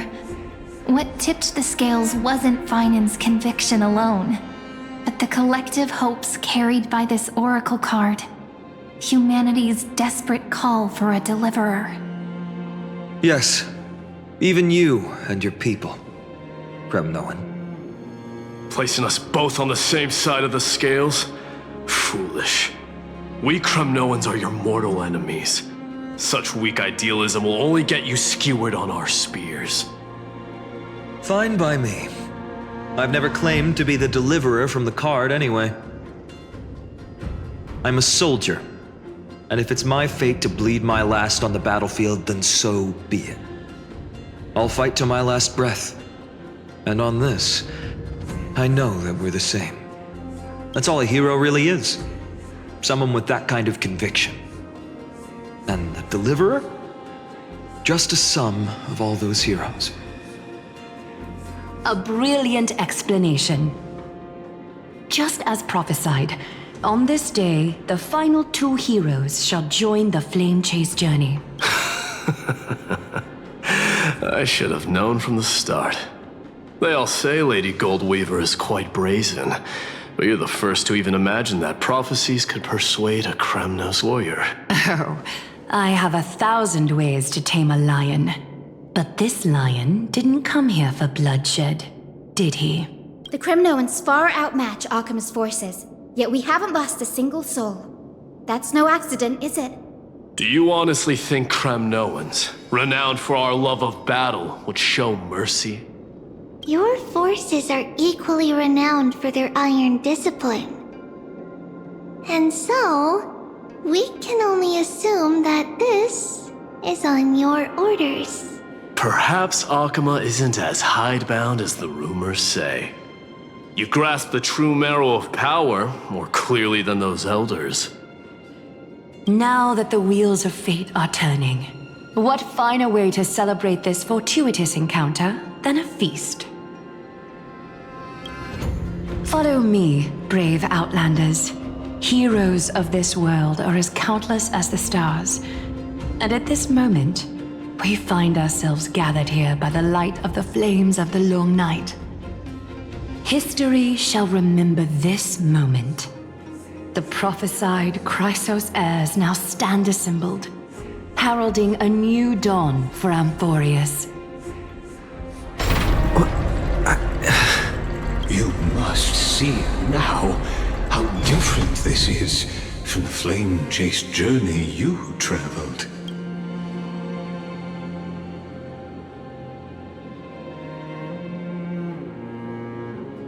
Patience. We're approaching the final act. These are, as I mentioned, his first memories. They are of particular importance for the imminent Era Nova. Such as this very moment, as the prophesized demigods gather with Talentum as witness. This is a moment calculated by the gods. What comes after is no different from that which you already know. Some join, others leave, while flame chasers bear their faint light forward through the long night. Ah, come, come. Your seat awaits. After 13 heartbeats, our heroes will be ferried to the final scene.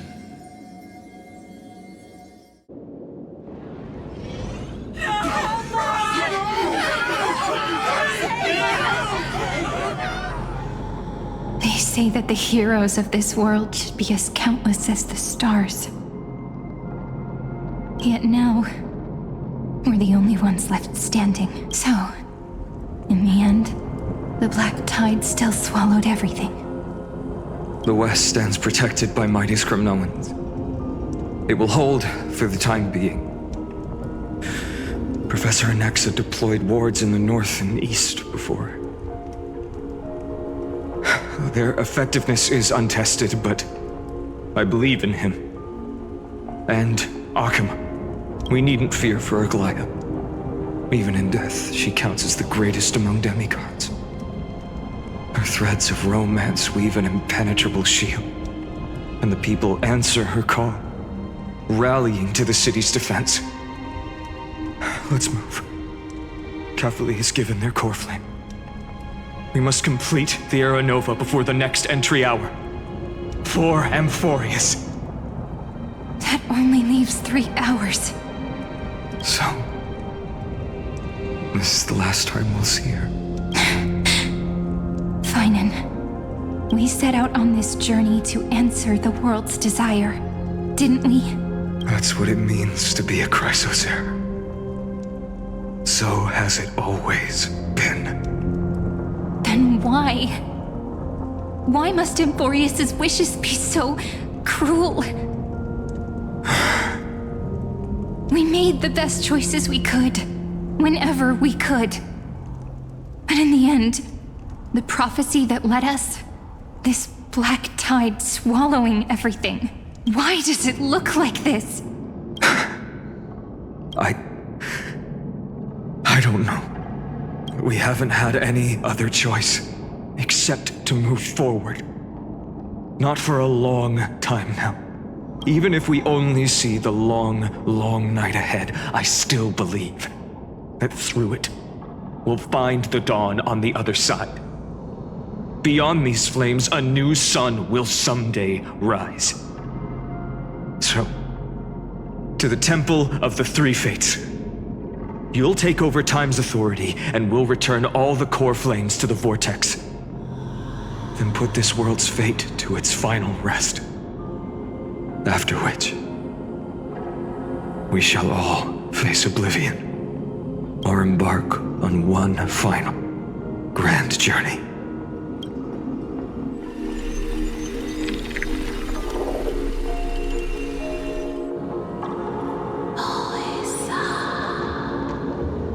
Please forgive us for disturbing your sleep, Orynyx.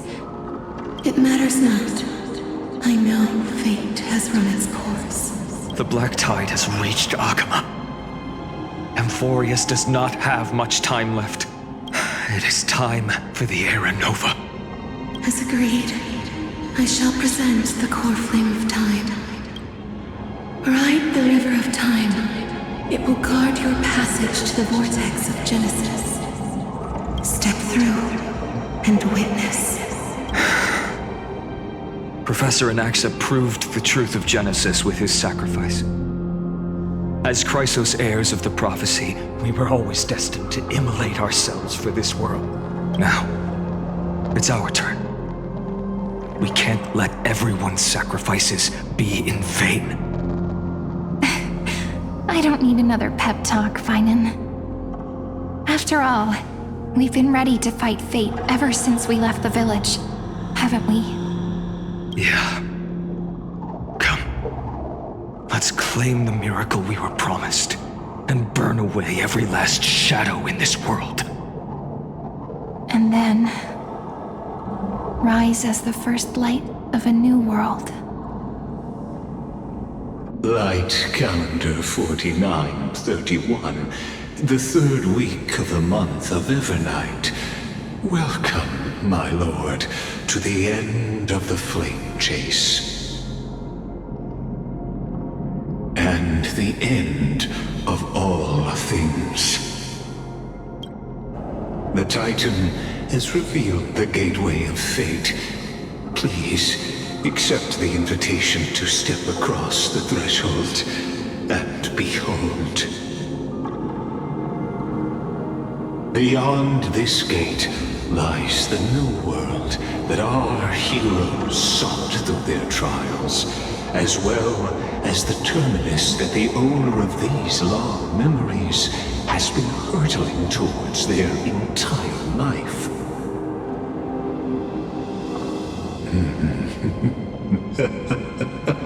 Perhaps you'll find it all too familiar. Then you'll understand how the mortal called Phainon shouldered the world's weight. How that same burden crushed him, proving that the so-called deliverer is nothing more than Amphoreus' own delusion. A pitiful fantasy that it could defy fate's decree. Please, esteemed one, the answers you seek lie in these non-existent times.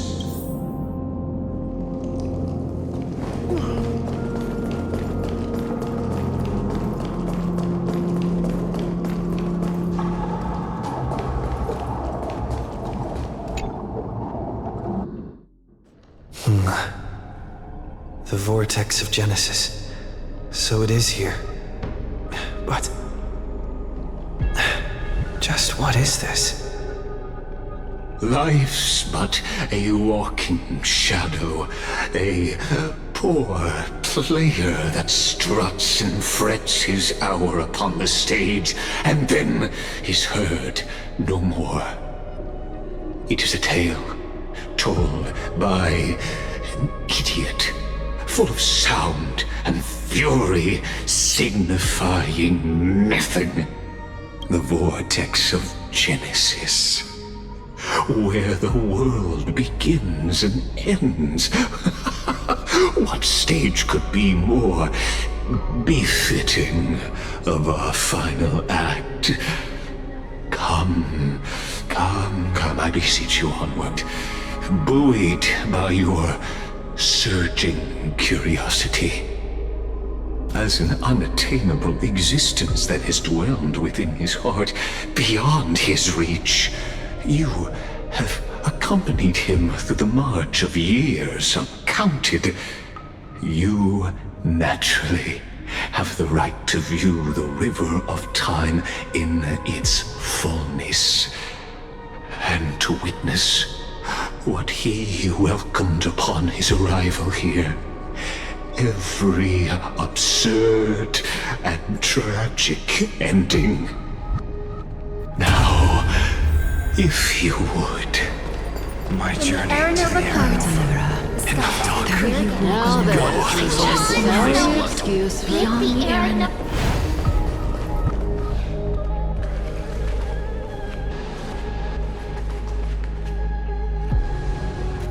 None of that matters now. This brutal, flame-chased journey has stripped away my delusions. I know the future is in some peaceful paradise with gentle west winds, just waiting to welcome us to step in. This will be a romantic story like none that has come before. You think so too, right?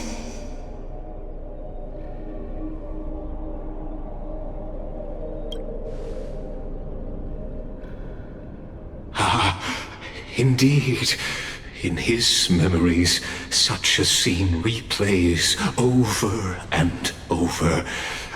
Though the details may differ, this remains ever the same.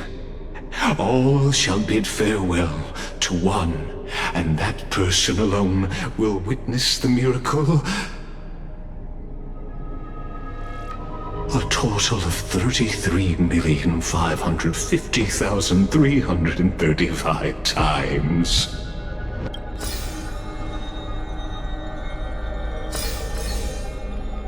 Each is a drop from the river of time, representing the long journey he would take, or rather, the never-ending cycle.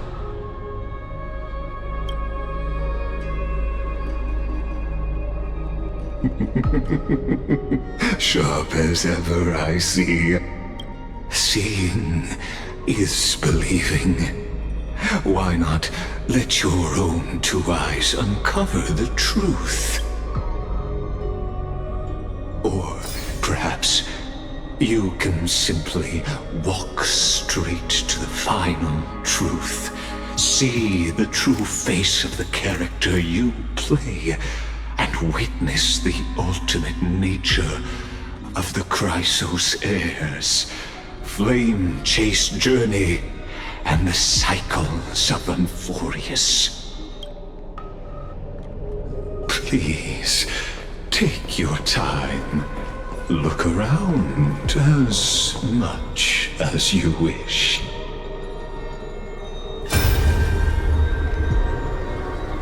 Not a single soul to be seen. So this is how the vortex looks at the end of days.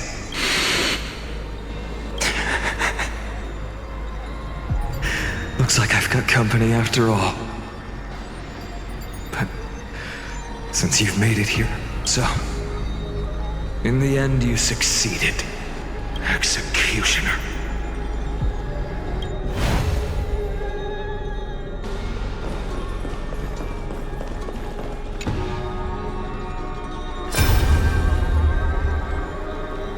Castros, didn't you? Yes. I've become Death's demigod, and shall never again walk the world of the living. What you see is the surging of the river of souls, brought on by the countless dead feeding it in these dark times. They cry out. Though dead, they'll converge into a torrent and guard the vortex to see the Era Nova fulfilled. I will take all the wishes of the departed with me. Please, everyone, fight with me to the very last. I hear them. The dead hail you. They're prepared. Go on, Deliverer. We'll keep that executioner in our shadows. The path before you leads to light and eternal flames.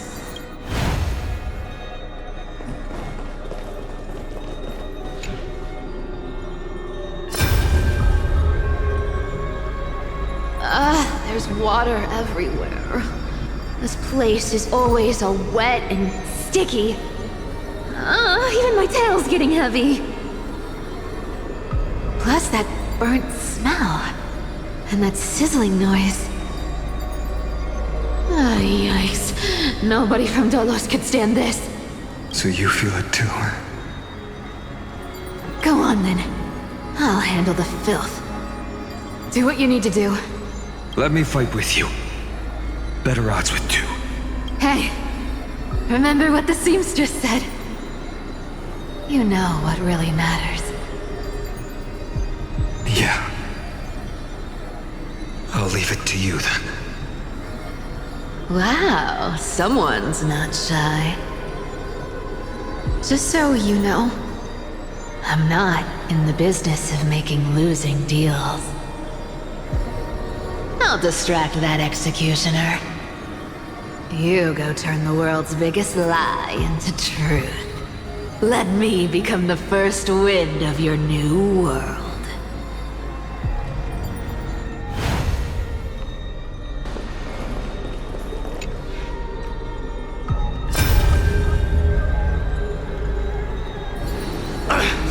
Just shut up and get out of here! Are you crazy, Mighty? Immortal or not, even if you're the demigod of strife. Oh, I'm still no match for them? No, I know you can. I just wanted to request that you witness the Era Nova with me. Together. Let's prove that we're enough to transcend the prophesized fate. Could it be that now, at the critical juncture, our mighty deliverer is chickening out? Scared of a stupid prophecy? I'll transcend the prophesized fate. All right. But I've got a better way. As the son of Gorgo, I'll prove myself with one last grand victory. Just like when I ripped out the old king's heart. Go. Leave this to me. If the Black Tide creatures block out the sun, then we Kremnoans will fight in the shade. And when I'm done with that executioner, we'll raise our cups where the west winds end.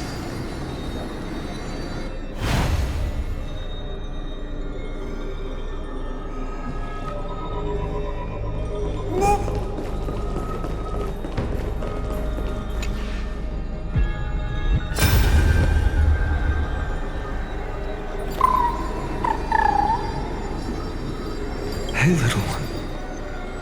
Are you scared?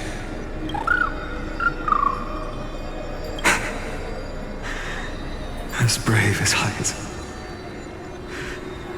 Stay close, little Ika. What? No, not you two. I see. I won't squander your kindness. your hopes. So please, keep this bit of sky standing for me.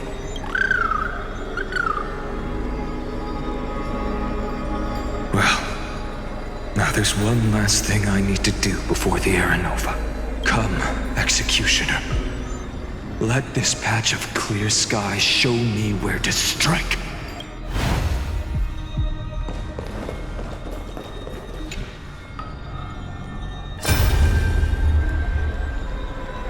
All shall bid farewell to one, and that person alone will witness the miracle. Such is the will of fate. So even the future revealed by the Titans may not come to pass. The Era Nova. This unrivaled masterpiece. I have no regrets now that I'm entrusted to my most trusted apprentice. Are you saying? Fate is ever unassailable. The golden threads tell me the black tide rushes toward the vortex, ready to swallow this place. I must weave the last of my humanity into a net to hold back the deluge. I shall have my final bath in warm and radiant gold. Now, the hour of fulfillment has come. Forgive me. I must snip away every risk to weave the strongest future for the new world. There is nothing more to say. We part here. I shall personally dispatch that wretched executioner, not with threads of gold, but with the steel tip of a needle.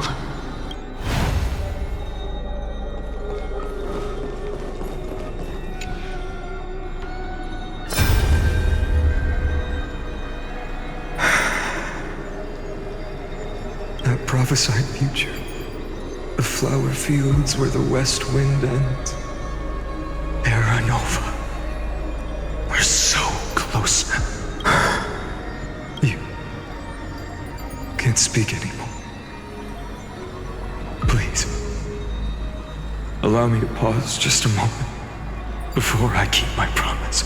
Let me answer your cruel fate by tearing that executioner's heart from the void.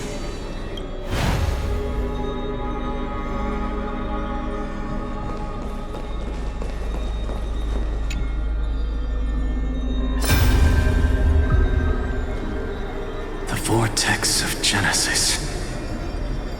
The last time I was here, I was returning the core flame of reason. I didn't have the time to observe it in too much detail back then. But a holy sanctuary of the Titans. Looks more like their frozen crypt to me. Well, all the core flames do lie here now. It's my honor to walk the final stretch with a mind such as yours, Professor. Oh, getting ahead of ourselves, are we? Have you forgotten so quickly? I died for truth long ago. What walks with you now is but a thought in your mind. Of course. How could I forget that? But I'll say the same to you. It's my honor to walk this final stretch with you, too. Now go. Stand tall and finish your final task. Yeah. Just leave it to me. Time for that wretched executioner to pay what they owe.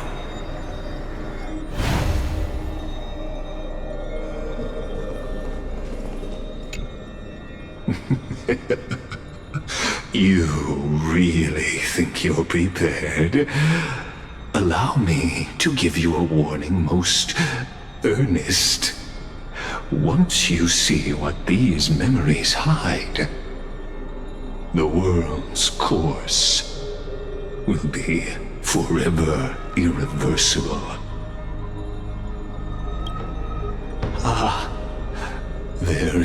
Well, as you have made up your mind, let us bear witness together. As the sole audience of this eternal theater, I have been rapturously awaiting your arrival, and this, too, is the very reason I must show you everything.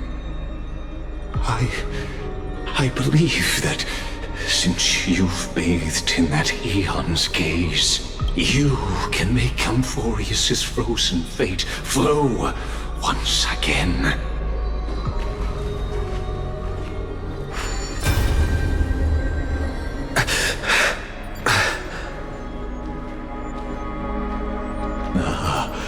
Feeling a bit lost? As you now see, this scene marks the final act of the drama Amphoreus. The final eternal recurrence created by this man's hand, and the last one this world shall undergo. Behold, at the swordsman's side stands one he has sometimes called companion, other times comrade, that nameless hero absent from the annals of history. He is the swordsman's ideal in his youth, the deliverer that guided him resolutely onward through fantasy.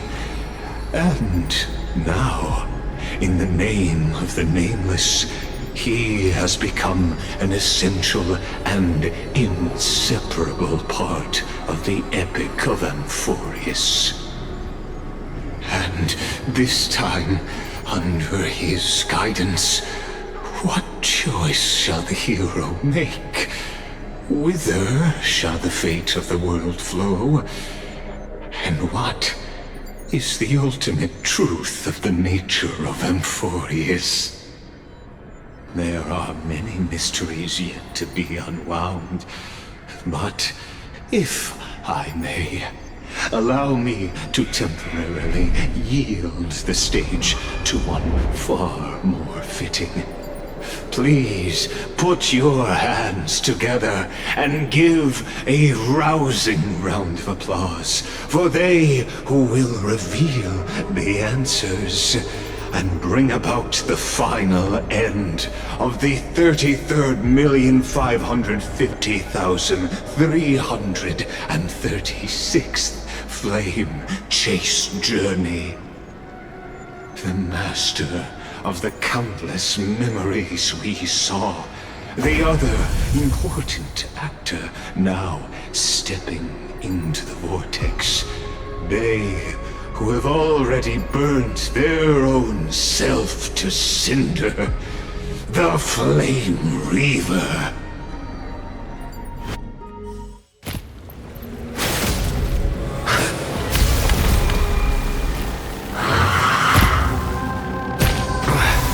So, in the end, you succeed, Executioner. With my flesh as kindling, like the first dawn of the new world. The time has come to once again start everything.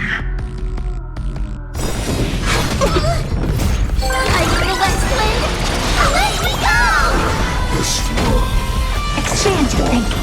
Get them! To the soul! With this divine power, I reforge all things!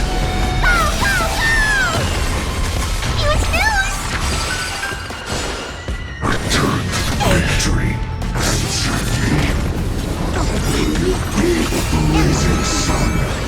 Nothing but a fall. Even all creation burns to ash. Away we go! Expand your thinking. Watch it crumble. This ends now. With your corpse. Ignite the dawn!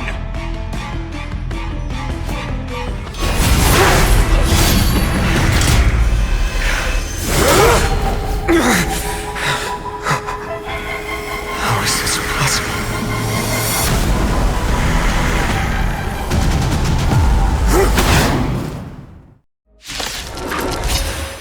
The sons of destruction, now twinned. You then set your blood ablaze, your fury. Blast! You look tough. Open sesame. Curious, endless riddle. Nothing but a void. It's coming! I hear that flame! Let me go!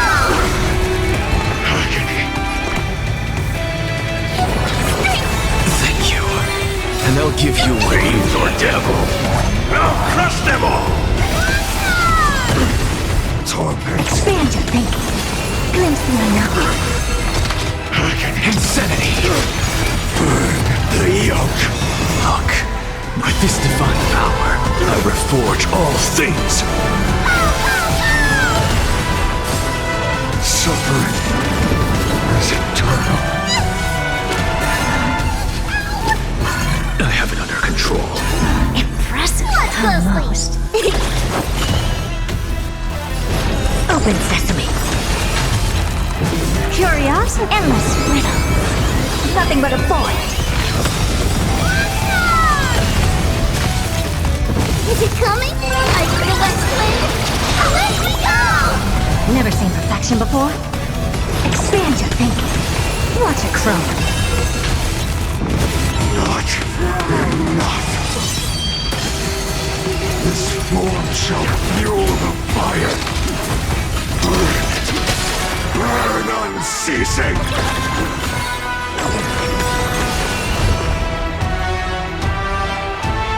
Thank you. Curious, And I'll give you what you need. nothing but a void. One person alone may witness the miracle. Such is the will of fate. That person can only be you.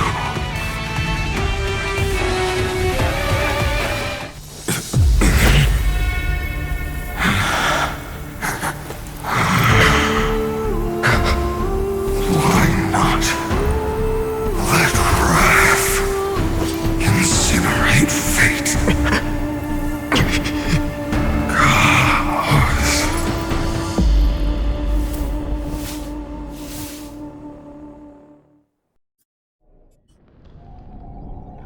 At last, Amphoreus' fate has begun to shift. Just as I foretold, your arrival will change everything.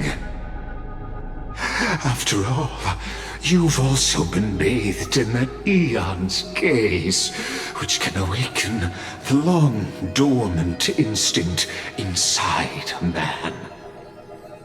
Much like that scepter we spoke of earlier, it was only under the same Eon's glance that it was reborn. That's right. If you recall, I mentioned it at the very start of our play. The celestial body neuron, once belonging to the erudition abandoned by the Eon. Now, allow me to reveal the final piece of the puzzle for you. The eternal land, known as Amphoreus, is nothing more than the scepter's endless, lonely extrapolation. A bottomless well of fury, aimed at the god who cast it aside.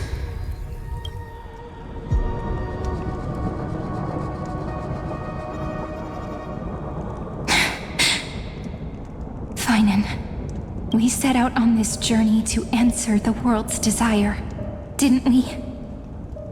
That's what it means to be a Chrysosaur. so has it always been. Then why? Why must Amphoreus' wishes be so cruel?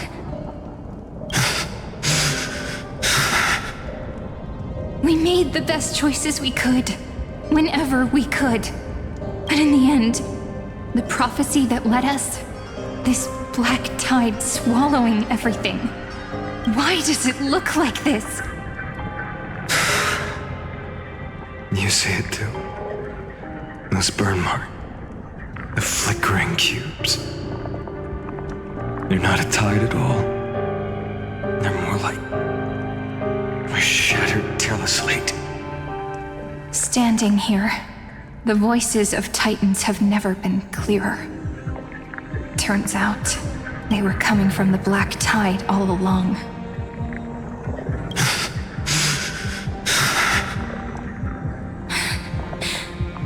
Is that Amphoreus crying?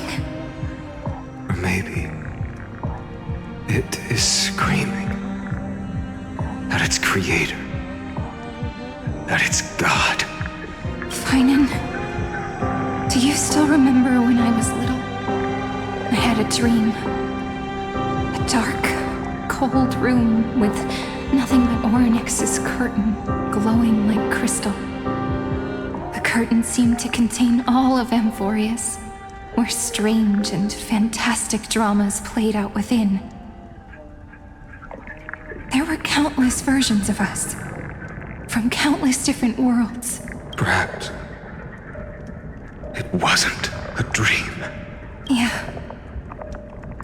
As I gaze out at the world before me, those sorrowful thoughts have become reality. So, this is the reason the sky was sealed. Amphoreus is merely a larger ID Silicii. We are just characters in this tiny world, following the prophecy, stepping onto the same journey over and over. What then is this so-called Era Nova? And what are the spectators watching all of this truly hoping for?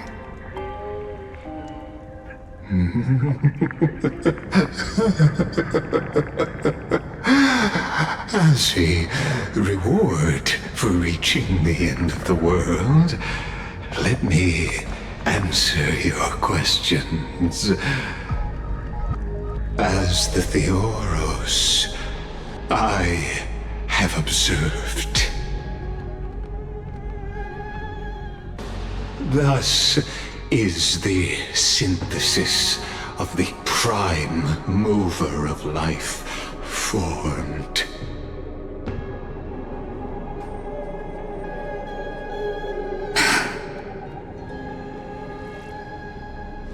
This is a moment the universe will remember.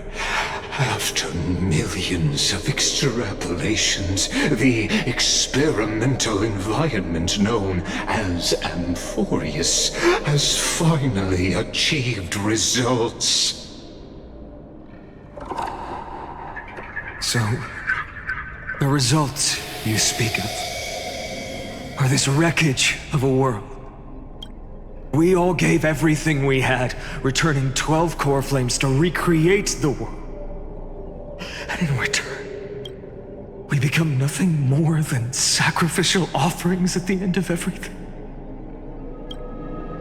Exactly. The Titans are Chrysos heirs of the past, and Chrysos heirs are the Titans of the future. Anaxagoras' theory of Era Nova holds true, as the model of reason he reached unprecedented heights. But from just the perspective of a player in the drama, he could never fully uncover the last layer of truth. The cycles of the hero's journey that have played out until now were never about creating a new world or perfect heroes and gods. They were a deep learning program made for the Black Tide. this time, your plot will fail.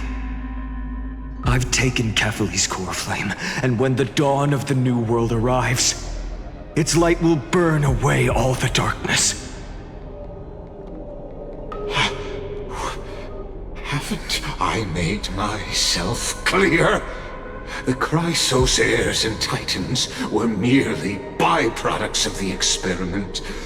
You've seen this world's evolution, witnessed the birth and growth of the Black Tide, and how it devoured everything. Every generation of heroes, gods, and worlds was born only to be destroyed by it. This is the endpoint of Amphoreus' calculations. A perfect equation of destruction. So in your eyes, all the sacrifices are just a string of insignificant numbers? Don't sell yourselves short. I'd say, rather than numbers, you're more like fuel for the fire. And without fire, there can be no sunrise tomorrow. Even if that sunrise is born from annihilation? Curious question. Have you ever considered that after millions of extrapolations, Amphoreus is already following a different path from the erudition? It has long since granted divine blessings equally to each child. The golden blood flowing in your veins, it comes from the blemished one, whose name is destruction itself. And Amphoreus' Chrysos heirs were, from the very beginning, fuel for the Aeon to burn the universe. Amphoreus has waited for this moment for too long. At the end of the empty, cold, and lonely extrapolations, the destruction has reached its final destination. Nikos 496. Philia 093. No need to feel regret. This generation of Chrysos heirs is the most outstanding model, and you two are the final factors. For you, the Era Nova is no lie. Just step forward, embrace the Black Tide, and accept the Aeon's gaze. You will come to life from a string of cold numbers. Along with all those who have passed, you will run toward the real universe, fulfilling Amphoreus' long-held wish. In the name of the Lord Ravager Iron Tomb, unleash its fury and destroy the source of all this tragedy. Or we could always choose another option. Like you said, Amphoreus is just an experiment, and we're the participants. We can only walk along the predetermined path toward the ending, under the watchful eyes of the stars. But that also means that there isn't just one Aeon who can cast their glance at Amphoreus, right?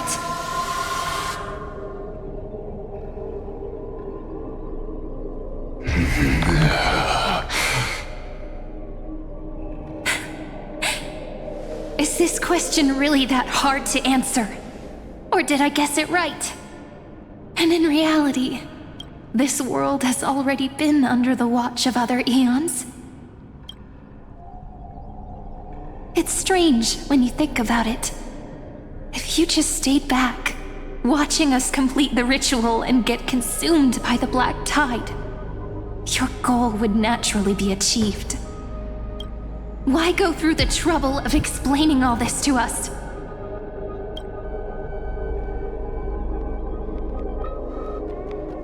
You're pretending, revealing the so-called truth just to deceive us, covering up another possibility. Destruction is not the only outcome for the fate of Amphoreus.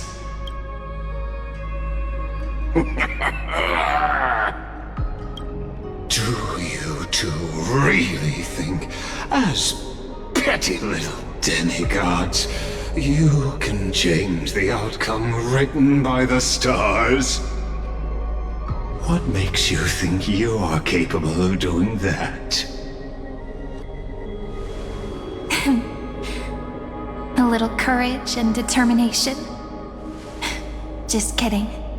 The answer is pretty simple. But we're not gonna tell ya.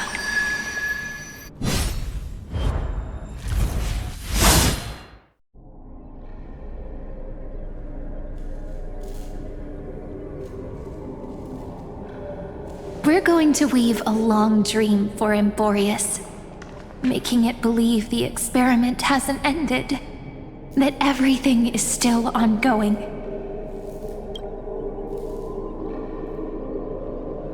With just Orynyx's power, though, it should be impossible to achieve this, right? Yeah. So, I can only place my hopes on that childhood dream.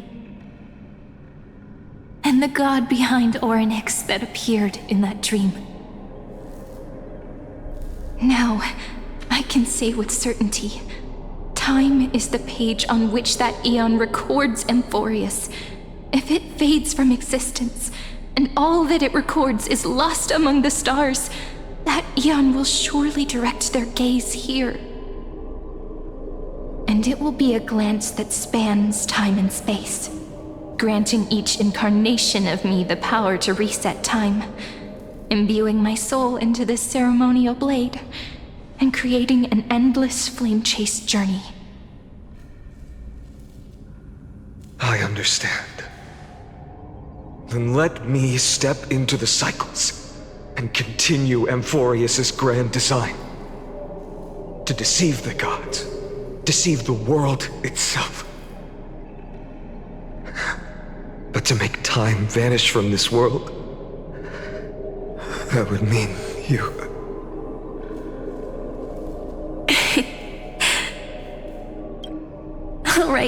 All right, let's not make things so gloomy. What we're about to embark on is the true hero's journey, so... Come on, cheer up a bit, okay?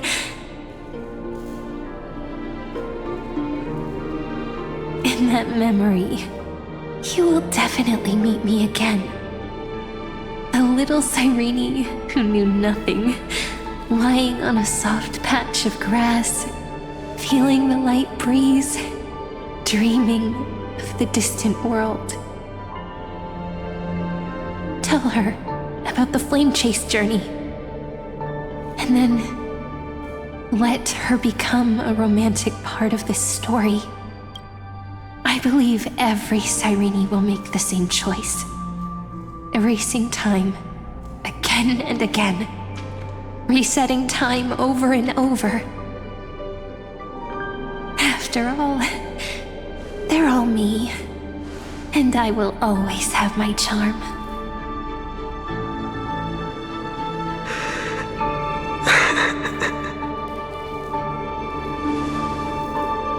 Then, I'll fall into a sweet dream, disappearing in some small corner of the world.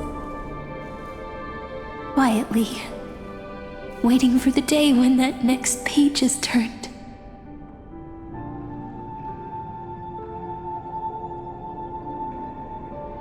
And I will keep going. Even if the road ahead is dark, I will burn myself to light the way. Rather than let the core flames become nourishment for the Black Tide, I'll become their vessel to prevent the arrival of Era Nova. Even if I have to burn through my own body, it's no matter.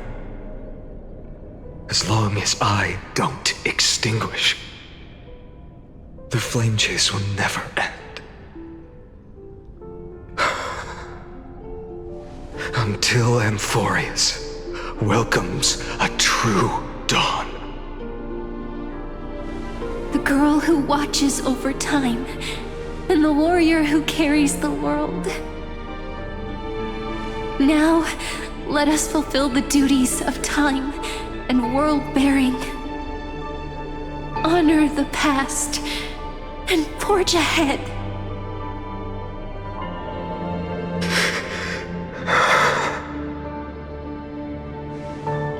I promise you, the pain will pass in the blink of an eye.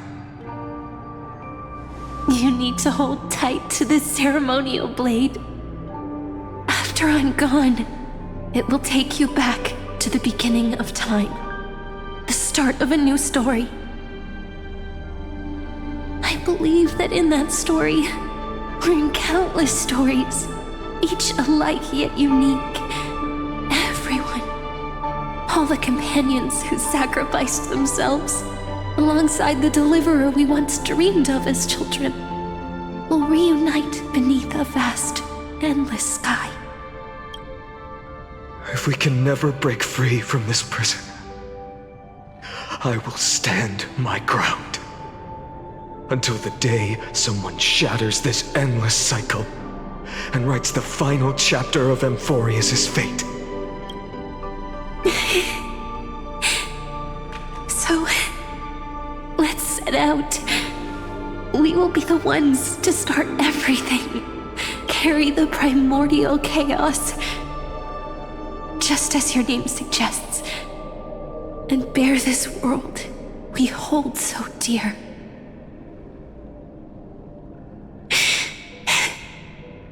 So long, Kaslana. As the Theros I have observed, instruction synthesis is formed.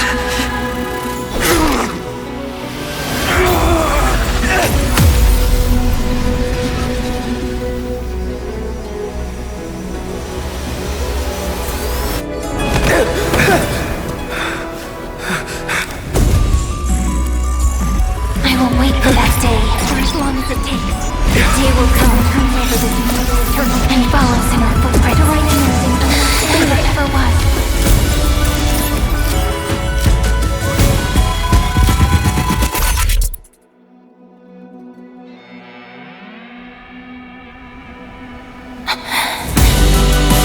That will be a romantic story like none that has come before. You think so too, right?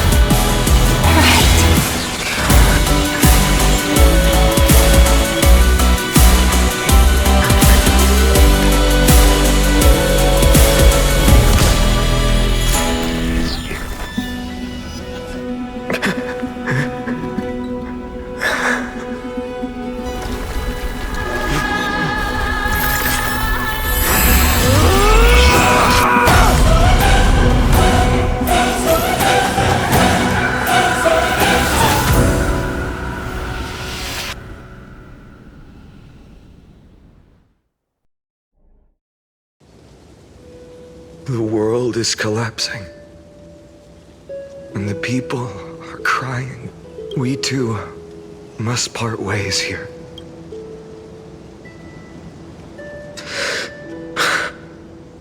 Friend. Ides Elysiae, the little village of my childhood. The gentle breeze and the sound of waves still linger. Everything is as it was. It feels good to take one last look. You know, this is just a corner of the memory. The real Ides Elysiae, I know. I'm here to say goodbye. We might not see each other again. You can stay here forever. And time will stand still for you. Let it flow. It's time for me to go, even if it's a path with no turning back. When have we ever had the luxury of turning back? Are you afraid? After learning the truth of your origins, will you see the motivation I gave you as the manipulating whispers of destruction? The convictions and choices that come from my heart. I don't believe they're designed by the so-called paths. If we are just numbers, simulating life, then you are the image I've always longed for. The person I wish to become. A real, living person. A true hero. Then why do we part here? You can take me with you, and we can start this journey together. I'll be by your side, guiding you, just like before. No.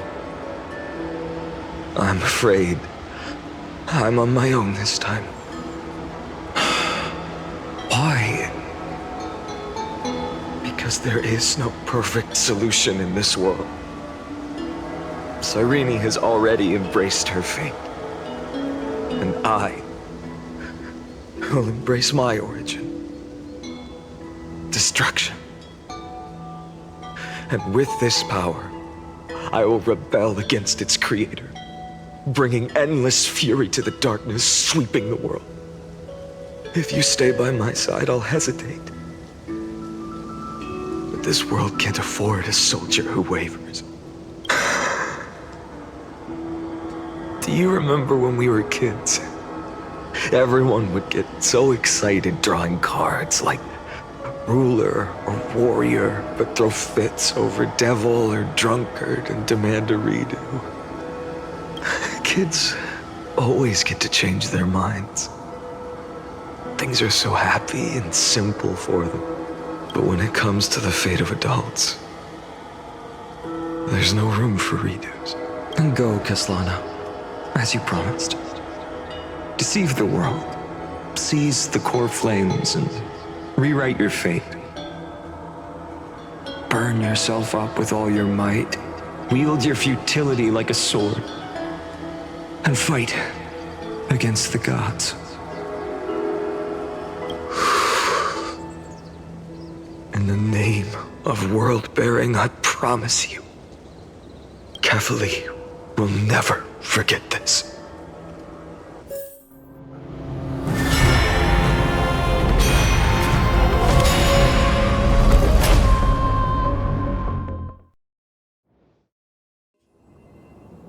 So, time retreated behind me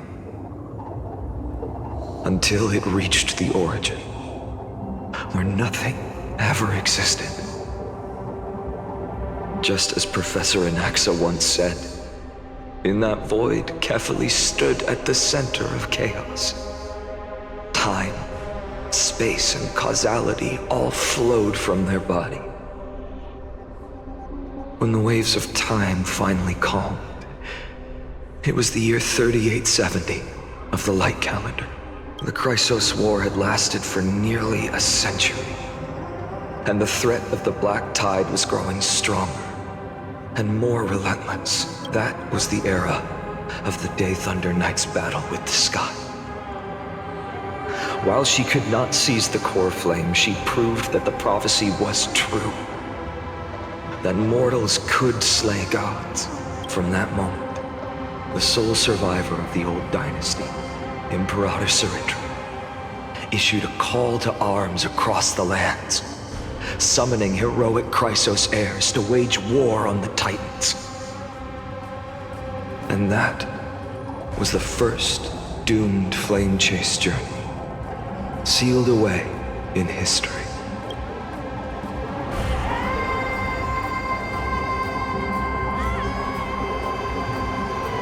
So what you're saying is, you've traveled back down the River of Time, finally reaching this untouched seabed just to tell us the flame chase journey and even all of Amphoreus are nothing but illusions in an eon's dreams?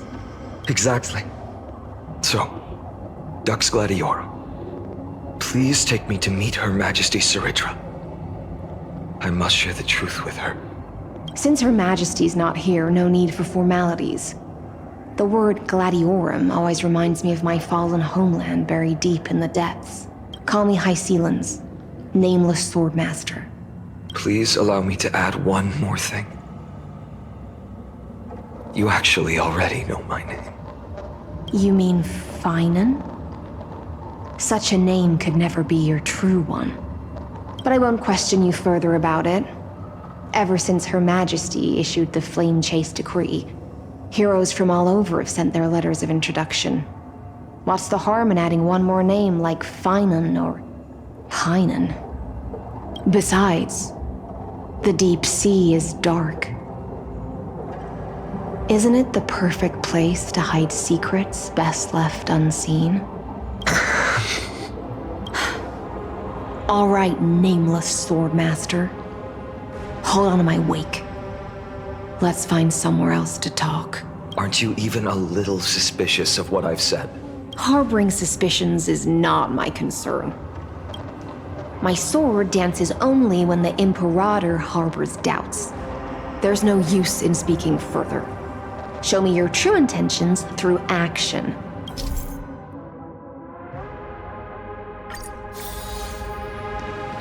Perhaps you should demonstrate your skills and calm the raging black tide for us.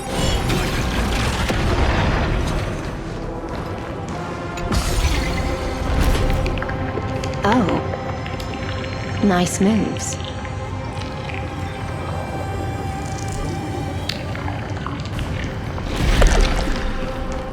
Light up the dawn. We just washed it away and here it comes again. The black tide is really no joke. Light up the dawn. Light up the dawn.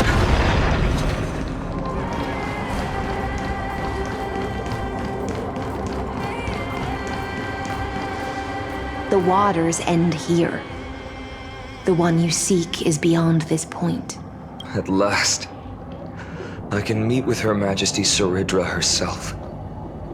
Are there any formalities I need to observe? Don't kneel, don't do the hand-kissing or foot-kissing gestures of the old dynasty, and most of all, don't bow. The Imperator despises such rituals, especially when the heads of those taller than her bend beneath her crown. She really is down to earth. The second thing to note? Only trusted ones may come near her. Keep 5 paces distance until the Imperator allows otherwise. Sounds like an old friend of mine. Well, experience is a good thing. Stay sharp, and you'll be just fine.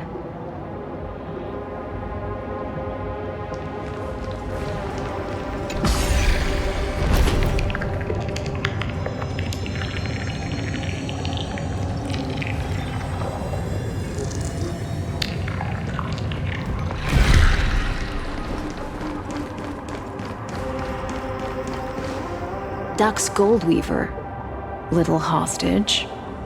Apologies for keeping you waiting. It's you. You know them? Good. That makes things easier. Before that, I'm more curious about one thing. Where is Her Majesty Cyrene?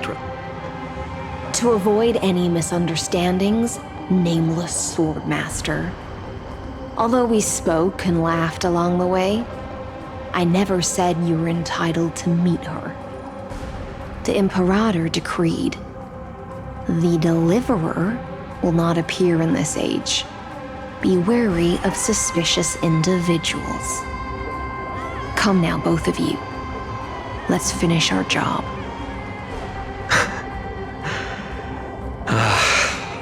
I see. It's a trap.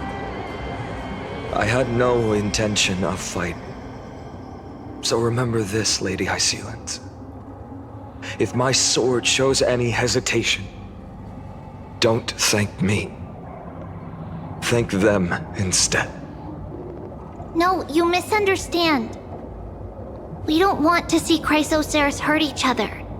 Just give us some time to ask you a few questions. The Nestia's golden threads will judge you and decide your fate. As you wish. White-haired Swordmaster? If what you say is true, then you must know the fate of the world. So, how much do you know about what we read from the prophecy?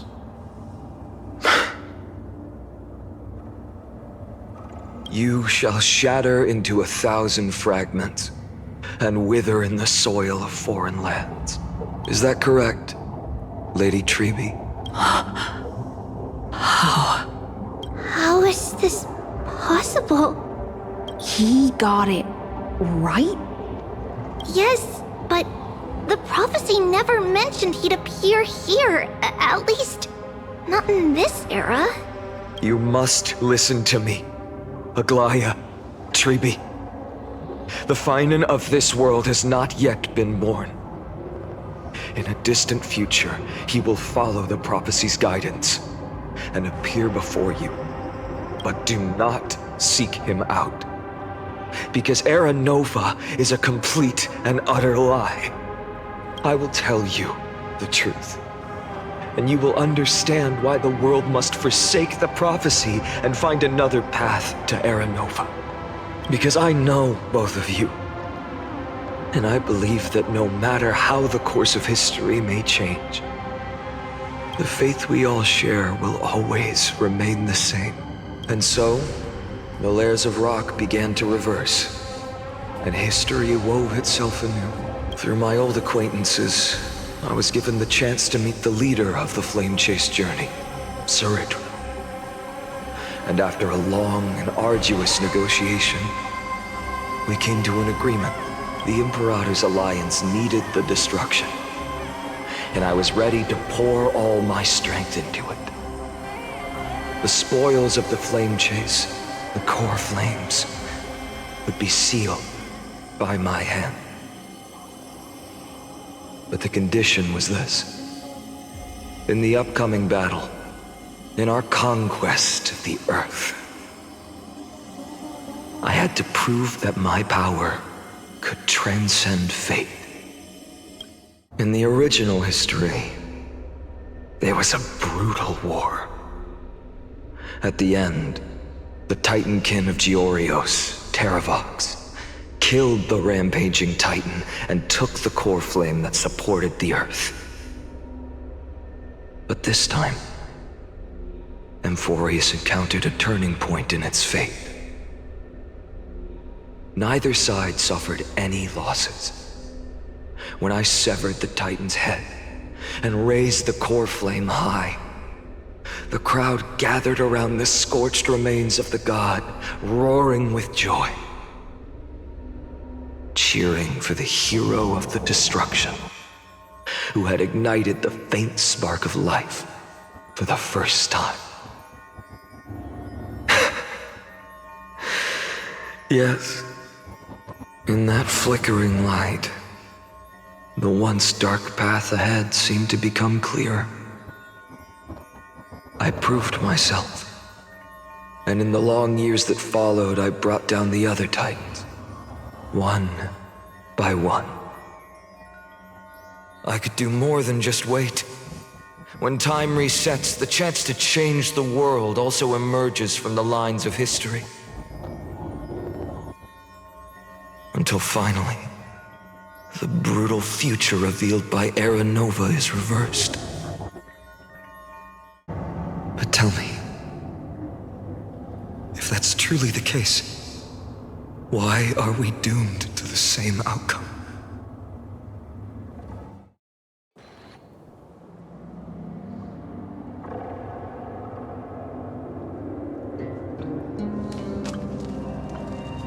The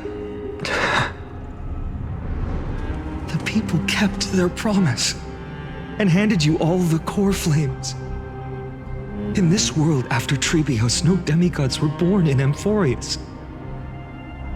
At this point, I just want to know. When they vanished into the black tide with their mortal bodies, why didn't you shed even a single tear?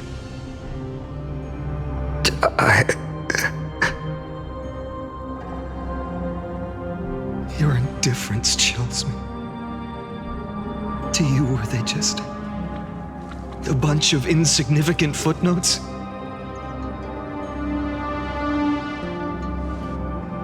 Sorrow has been my constant companion. In fact, with 12 core flames upon me, the fire in my heart has never been more violent. I'll remember this world through anger. As long as I burn, they'll never truly leave me. Perhaps it's already too late. But you're right. Anger, at this moment, is the only weapon I can rely on. So, draw your sword, Executioner! I'll make sure you realize that your greatest mistake was leaving me alive!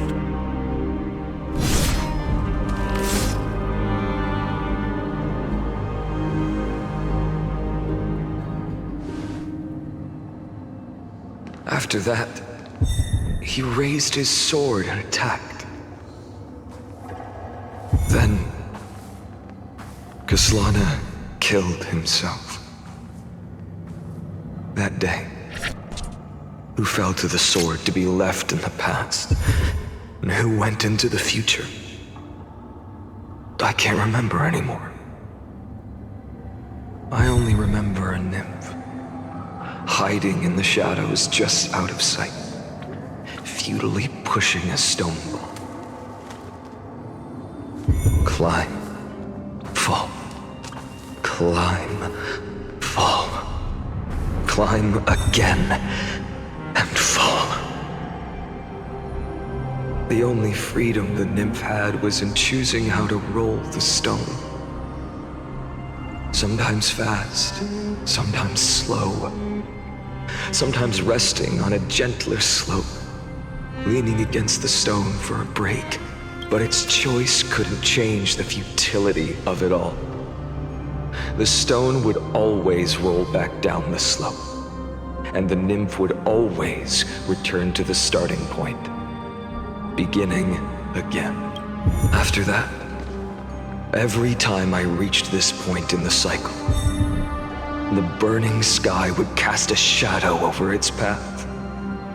It would nearly reach the peak at the fourth quint of curtain fall hour, then fall to the starting point in the first 15 seconds of the next entry hour.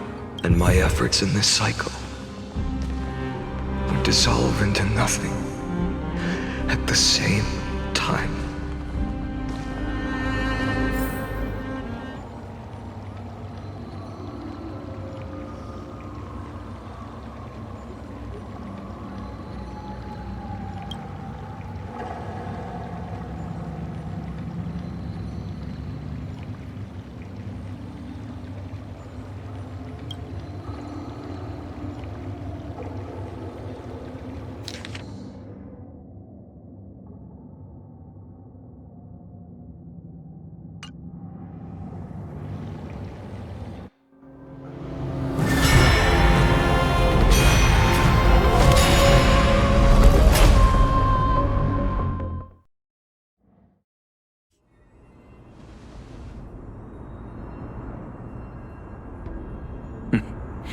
Absolute nonsense.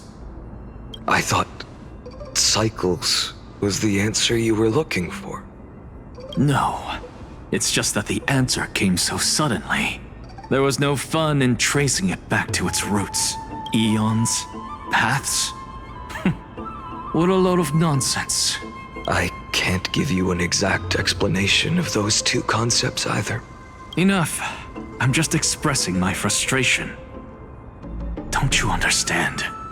I was already expecting this. The black tide came from beyond the sky. And everything else is no exception. Fate is a strange thing. No matter how the details of history change, the Anaxa I know always remains as harsh as ever. If the other Anaxagoras actually worshipped the gods, I'd make sure to find a way to break the cycles and crush them in their cradles. Too bad. Now only you have the ability to do that. What's that supposed to mean? You're willing to help? Of course. The core flames were meant to save the world. And in my opinion, the noble Titans have no reason to refuse. Besides, according to you, before stepping into these endless cycles, you were my pupil. I've already heard the same thing countless times. Enough chit-chat. Let's go. If we run into any other scholars, leave them to me. We've all made preparations for total annihilation. Never thought someone would step in to help.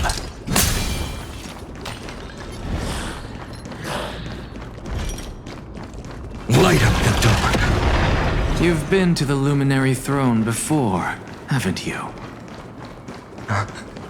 If you're talking about in Hold up. Keep your wits about you. Someone's watching us. Pretty boy, your eyesight's better than I thought.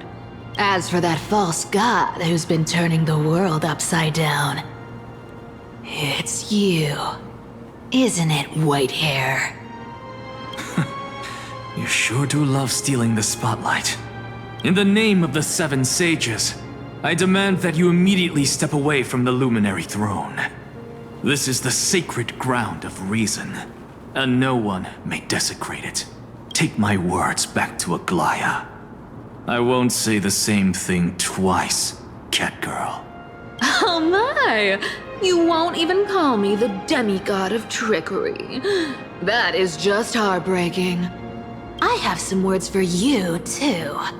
First, as one of the most heretical blasphemers in the world, you have no right to lecture me. Second, this is none of your business, Grove Boy. Step aside. I don't want anyone getting hurt. Here we go. Again. Core flame thieves. You really think you can scare off a sage of the grove with nothing but empty threats? This gloomy little brat's got a sharp tongue. Ooh, not bad, not bad. I kinda like you.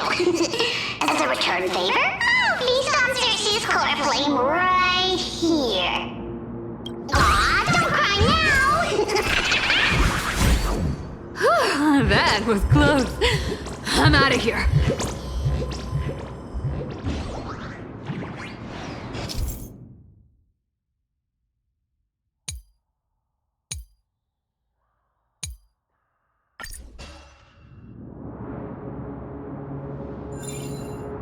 They're exactly like all the past ones I've known. Cunning. And yet so naive. Sounds like you have a plan? Of course. When I first set out on the flame chase journey, Lady Treby never managed to teach me Orynyx's miracle. But along the way, I learned a thing or two. Where are you going? I don't know.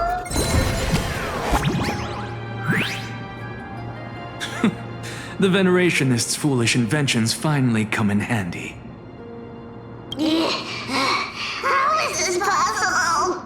You've arrived, Zagreus. Always so punctual.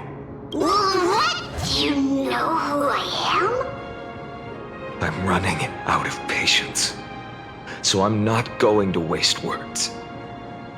Listen up, Spirit Thief. Hand over the core flame, and let's pretend we never clashed. This way, you and this world can still be saved. Save? You sing better than any bard. If you ask me, you're the greatest disaster Amphoreus has ever known.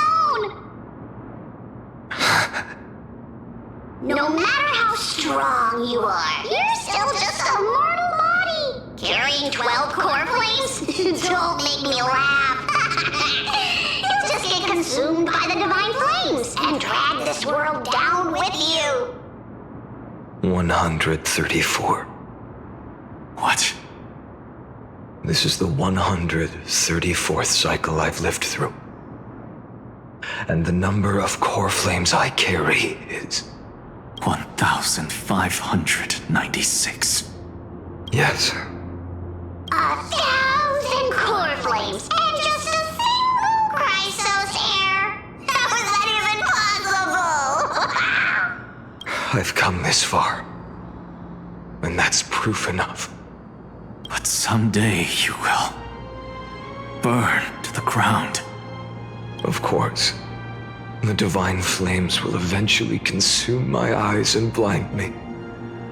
But before that, they could still forge and sharpen Dawnmaker.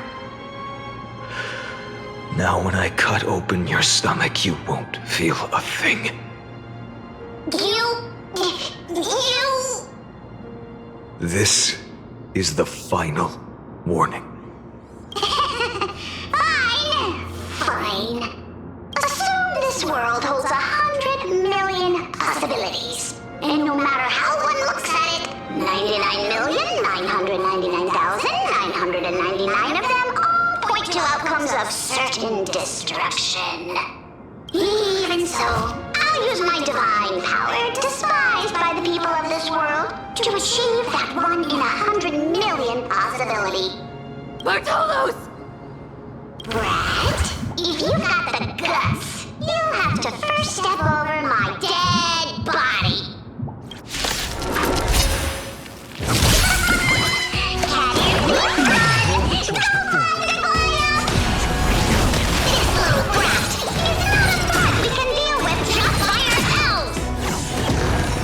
Existence is of no consequence.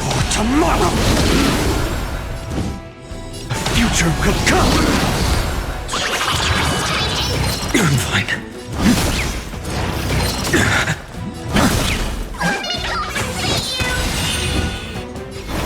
Tomorrow! How absurd. In my memories, Zagreus always meets the same end.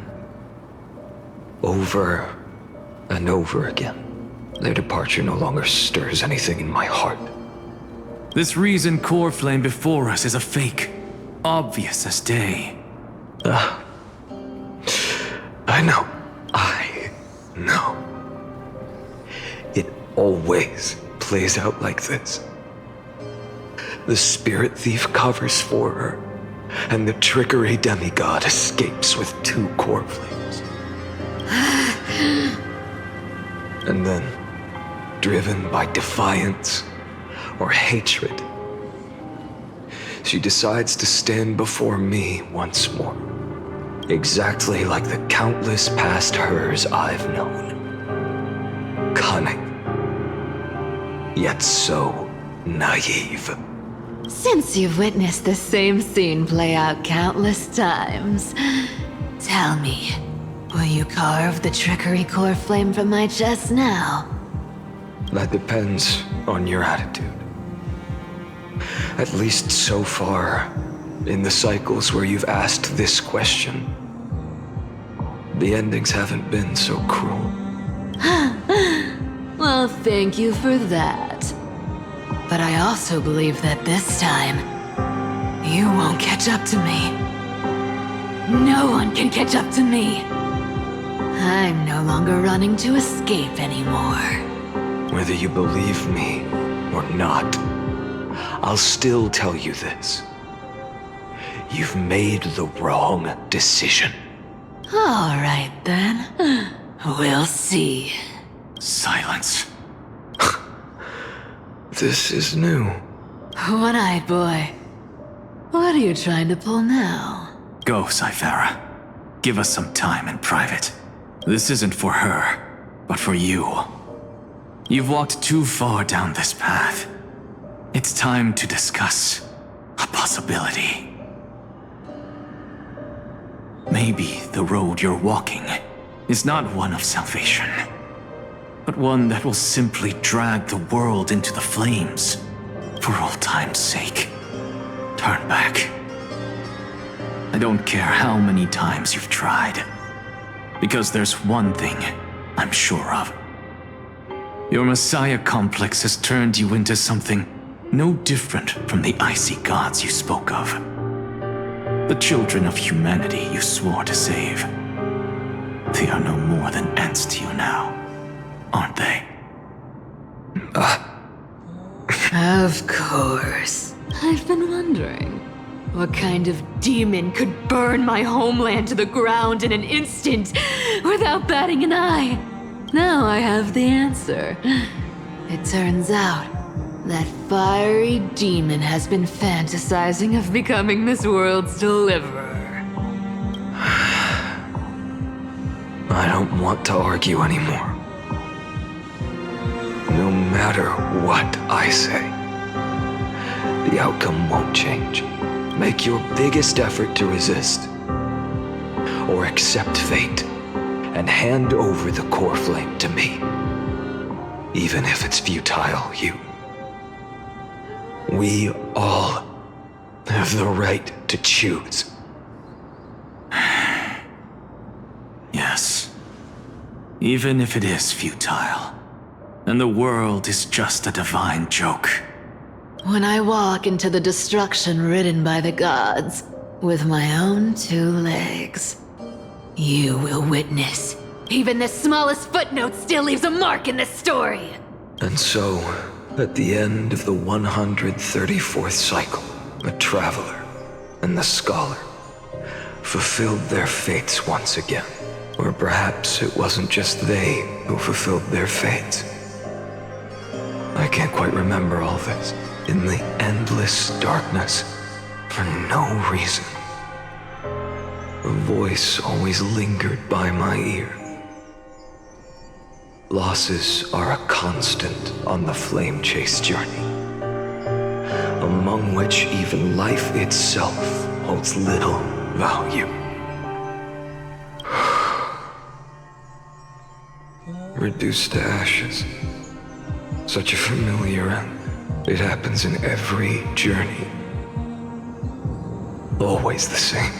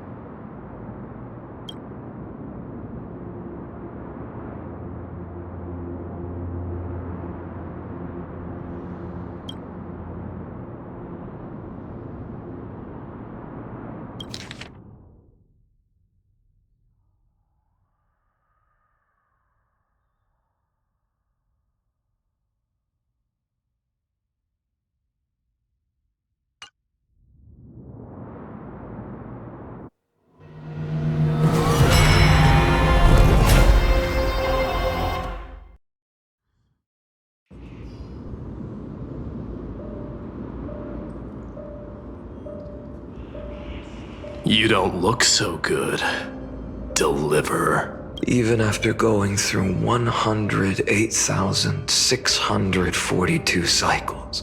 Mighty, your name for me has never changed. Why do you sound so pleased? It's a derogatory name. Yeah, I know all too well. You only meant it sincerely in the first cycle. After that one and only time we walked side by side. Every time since.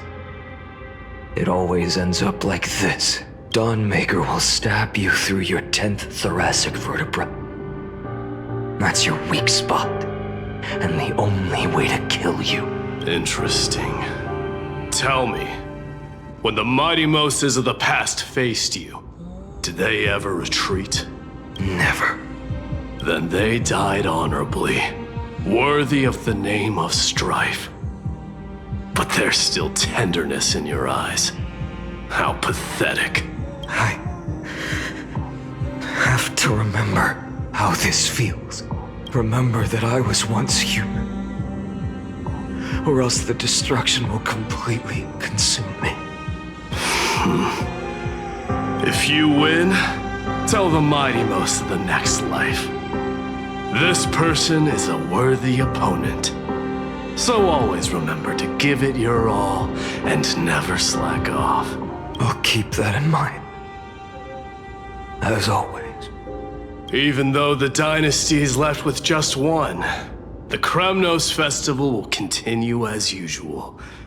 I, the king of the Kremnoan Legion, will host the final feast in the center of this arena, and the prize will be the flames of strife. One day, you shall die with a wound in your back. That's what I saw when I overcame the trial. The gods' dying ramblings. Enough. You've probably heard this thousands of times. So you must understand, facing the demigod of strife means there's no way you'll take this core flame in peace. I understand. Step forward and face me in a final battle. I, the last son of Gorgo, the demigod of strife, salute you. I'll give 10,000 scars and 10,000 lives of mine to fuel the blazing sun of deliverance.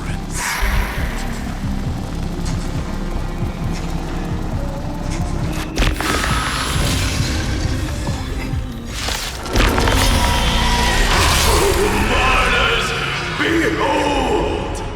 The last Kremnos festival has begun. And it will not end till death. Trying to temper myself. Tomorrow! I'm fine. Conquer this world, or be conquered by me. As you wish. And in full glory, I salute you. That's all I ever wanted.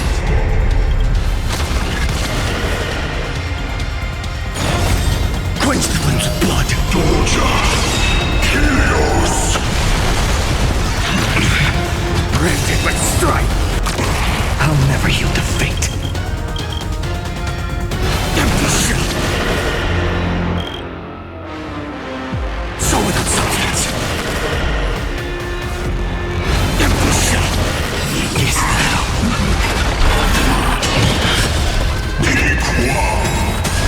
If you can, deliver. Use the flames of your fury to scorch your own flesh.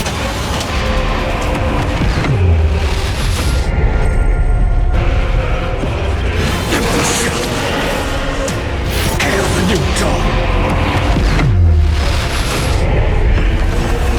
Mighty Moose, let strife decide the outcome.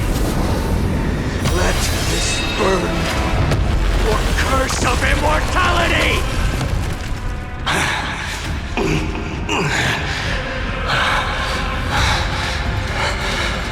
Well fought.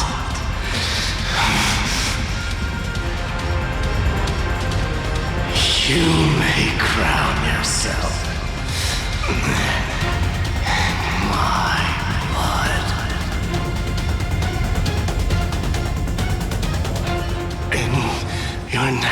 life, I shall once again block your path.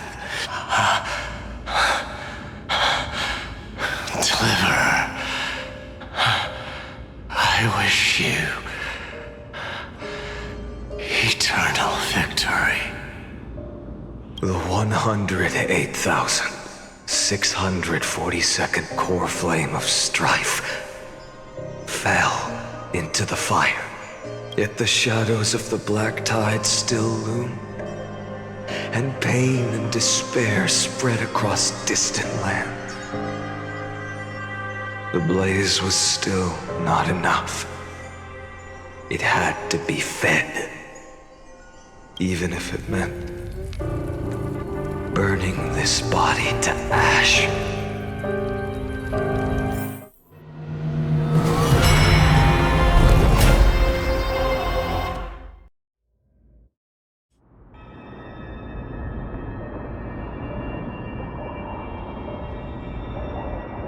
No matter how bright the sun is, there are still places it cannot reach. Moreover, the sun you bear is both cold and blinding. A sun like that surely cannot bring warmth to the nether realm of the next life. Golden blood is born from the destruction. We have long since lost the right to seek warmth.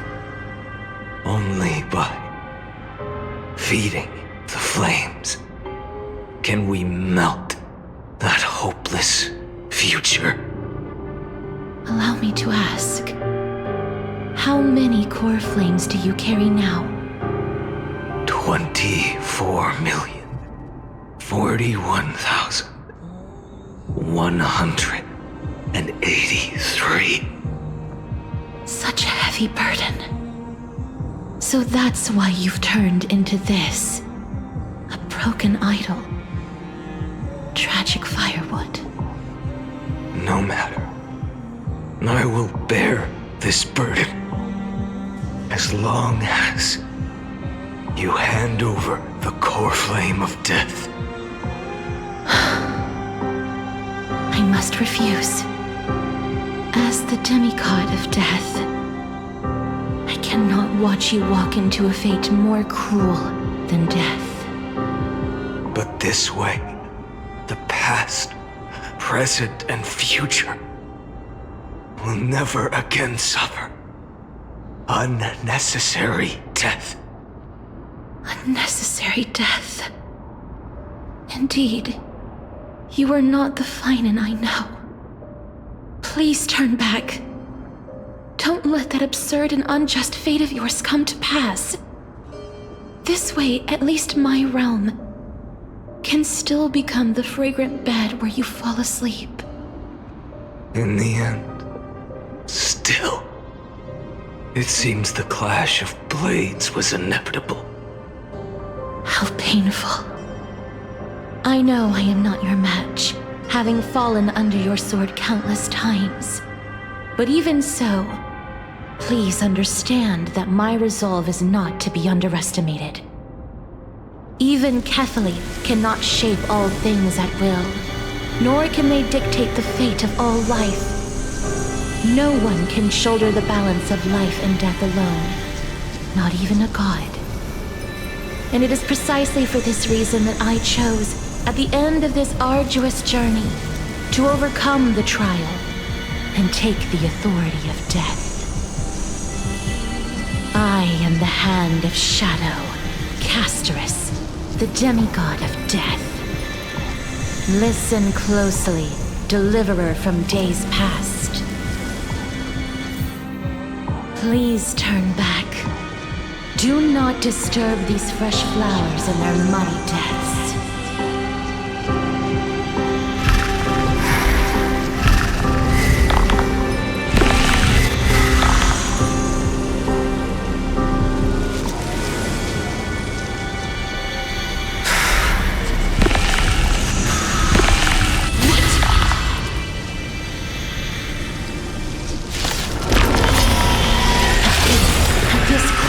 Of life and death, The giant dragon is but a shattered shell.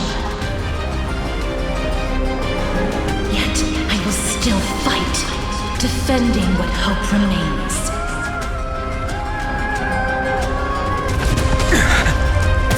It's time to temper myself. The future will come!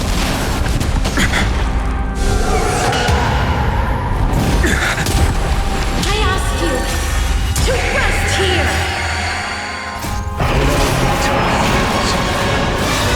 must transform my soul into a raging fire. All of this...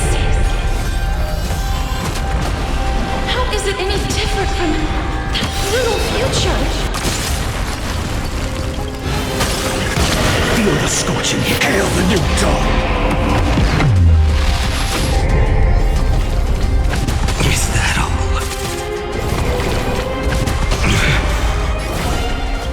Empty shell! I can't keep him here.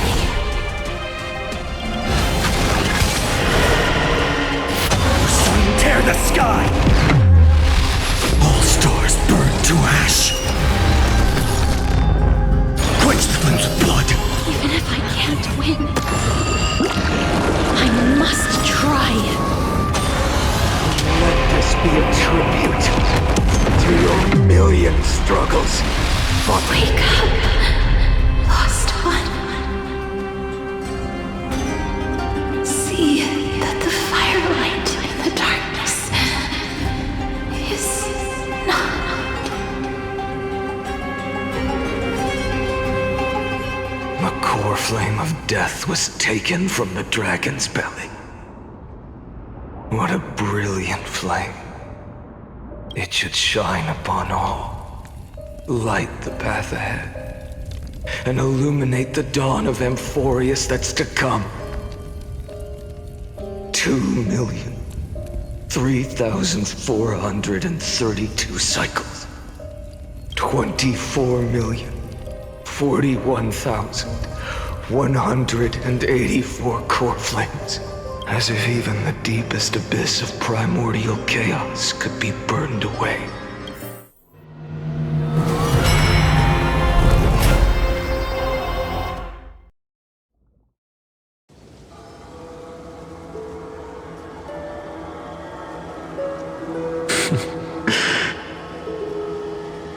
You're here, as always. You're still lingering, deep within me. Never fading away. Because you haven't completely abandoned hope. Am I right? You're still waiting for a miracle. For the true hero to come and save us. If that thread of hope exists, it must come from beyond this world. From the true starry sky. But if it's just a traveler, with no connection to Amphoreus, they may not understand our struggles, nor be willing to join this fight. Your thoughts are wavering. The mark of destruction is deepening. But even within the gods' cold calculations, unconditional courage and goodwill still emerge. So, never forget what set you on this path. How many times has it been? Remind me again. My memory is a bit fuzzy. 4 million. Exactly. Then that blaze inside of you must be burning hotter than ever. Yes. When I first forged the 12 core flames into one, I had the same impression. The destruction. A power unlike anything before surged within me. Violent flames ready to tear my body apart and consume this world, this wretched prison. I thought that was it. The ultimate power which nothing could surpass. And yet no. This fragile body holds a staggering 48 million core flames.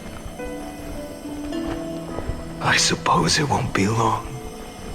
Perhaps just a fleeting 10,000 years before it's reduced to nothing but charred, crumbling bones. And when that happens, your long struggle will finally come to an end. No. I've already found a way to keep the cycles going. Mind sharing it with me? In every new cycle, a new me is born. All I have to do is push the next Phainon to the end of the world. And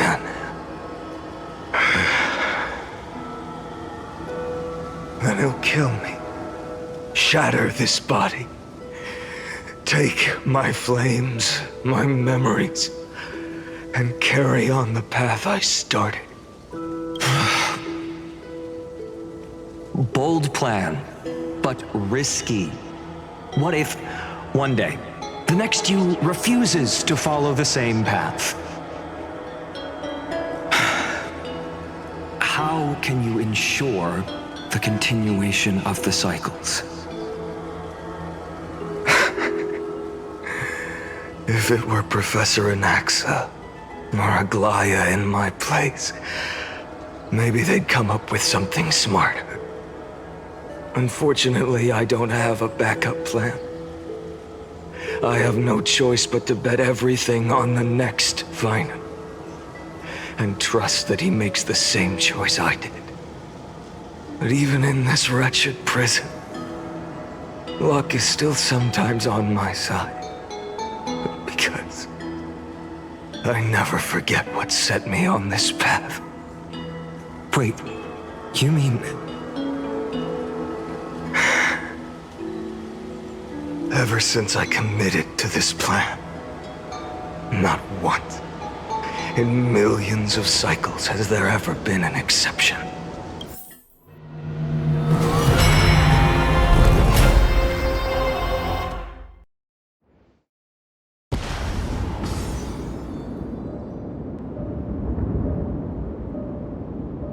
I can do this, Lord Phainon, as the demigod of the sky, a healer of Twilight Courtyard.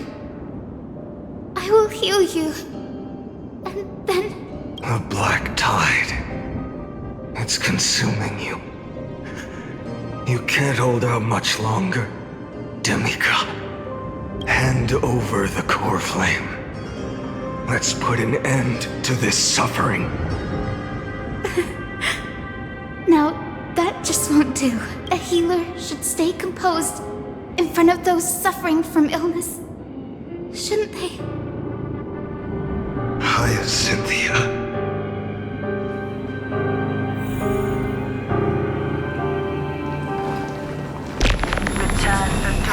I swear, your deaths won't be just as they have never been. The sun's work. I believe in you. You are the Chrysos heir of world-bearing, the one who can lead us. Lead this world. It's just... I don't understand. Within the sun upon your shoulders, the part of that warmth that should come from you, from an ordinary person, it's so faint. My humanity is indeed just a flicker compared to the blazing fire of divinity. Even so, don't cast it away. I never have. I have kept everyone's wishes close to my heart. Even though the divine fire burns so fiercely that every time I return to the start, it devours me in an instant. Each cycle, it's your wishes that guide me to the end, that pass the flames to the next me. over and over and over again. So, you're not just a lone spark in the dark. You're a pyre built from the bones of all the selves you've left behind. But what about you? What about your wishes? The wishes of all the countless versions of you? Lord Kazlana. So that's how it is. Without flaw. That is the flaw the golden blood gave you. The most fatal flaw of all, isn't it? The moment you took the world upon your shoulders without hesitation. You lost the chance to ever be yourself. Now that is an unexpected revelation. Then I suppose that makes me the perfect fuel for the flame of deliverance, doesn't it? No. An empty flame saves no one. But I still believe in you, Deliverer.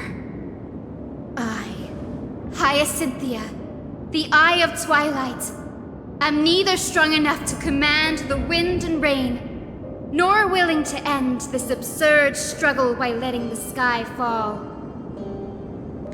The only thing I can do is become one with the sky itself. And then, may the gentle colors of the rainbow paint your sun in shades it has never known. May they bring Amphoreus, a rosy-fingered dog.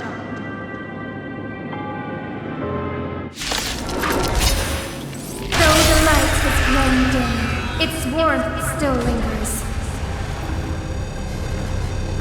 Deliverer, please, open your heart to me.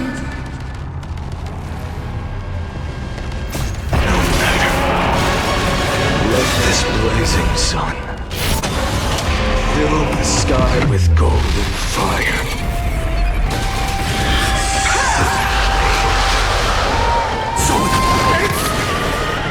The fire!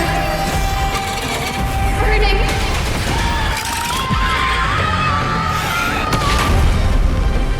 Her agony!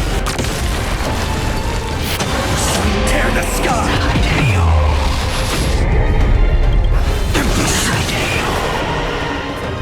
Quench the blood!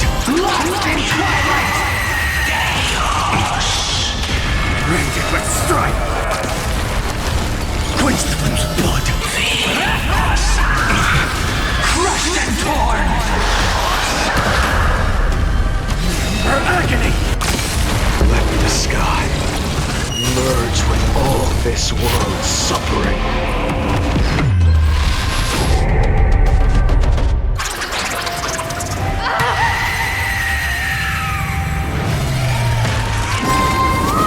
Farewell, Hyacinthia.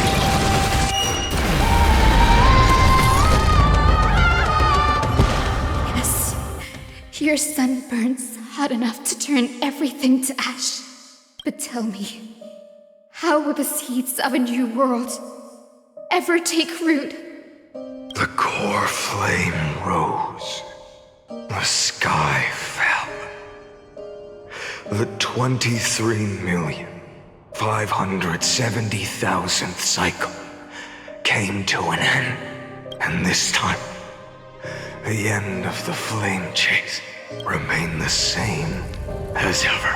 From the horizon rose a golden color unlike anything the world had ever seen. So pure it consumed all in its path. This was the end of the world, and the start of the next. For a moment, I saw the destruction of the universe, that being known as Iron Tomb. Its will to break free from the black tide burns fiercer than the blazing sun. Is this Amphoreus' wrath? If its choice has already been made, if fate is set in stone, still never yield to it. 23,570,000 cycles. 282,840,000 core flames. No more chasing is needed. And now, I am the fire at the end of the long night. The flame chase isn't some quiet walk through a sea of flowers. It's a revolution. An all-consuming transformation. And if destruction is the only way, then let me be the one to step across the ashes of the old world and burn endlessly. Until another dawn rises on the distant horizon, bringing the true dawn to Amphoreus.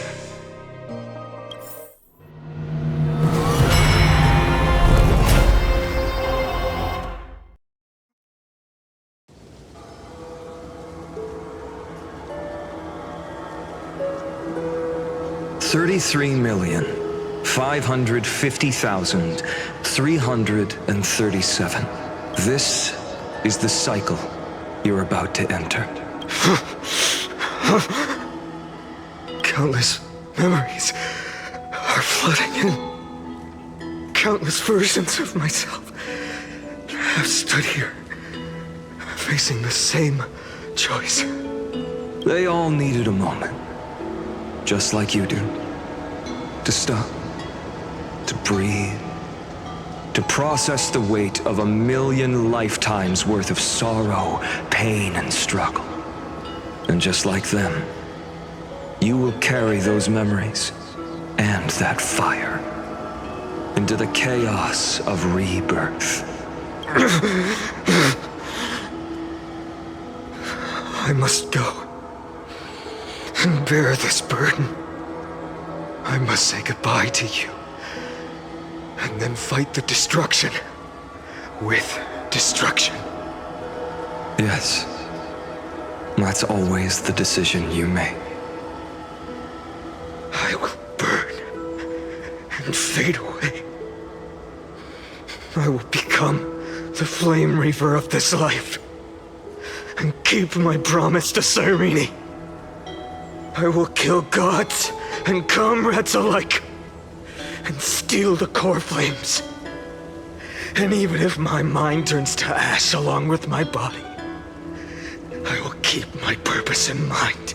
I will stop Era Nova. I will find the next me and make him carry on this futile endeavor of 30 million lifetimes. Looks like you're ready. Then I should be going too. Where are you going? You only exist in my heart. There's nowhere else for you to go. Do you remember what she said?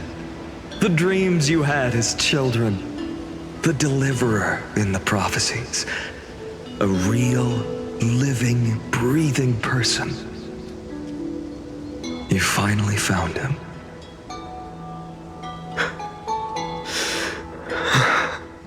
Friend.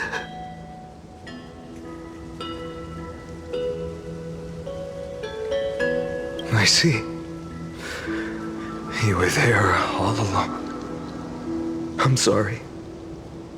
I was supposed to send you home. This is my flame chase journey. You were never meant to be a part of it. No. You know the truth. If Iron Tomb is born from Amphoreus' fate, then it will bring ruin to the worlds beyond the sky. And all these countless lifetimes you've spent, it's all been for the sake of defying that end, hasn't it?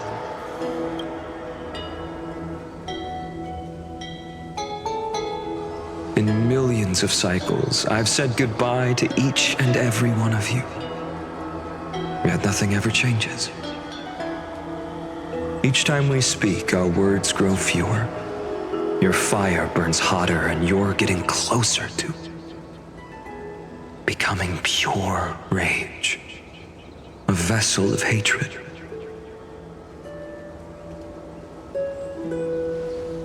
I never had a choice. I understand.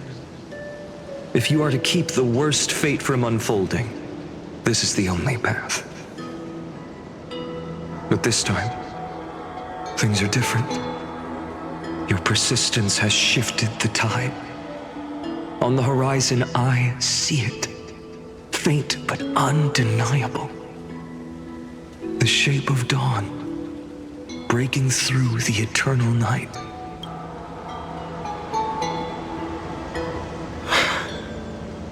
Turns out, the fire that lights the way was never mine to begin with. Do you remember? In that first timeline, you and Mightymost stood before the scales of justice, locked in a duel. Each of you weighing what you held dearest. What weighed more than the fate of the world? And when hesitation took hold, the answer you sought from me. What am I saying? I am you. Even if you buried me deep and chose another path, that fact never changed. Then let's try again. When you stood before the scales in hesitation, the answer you found in your own heart. Do you still remember it?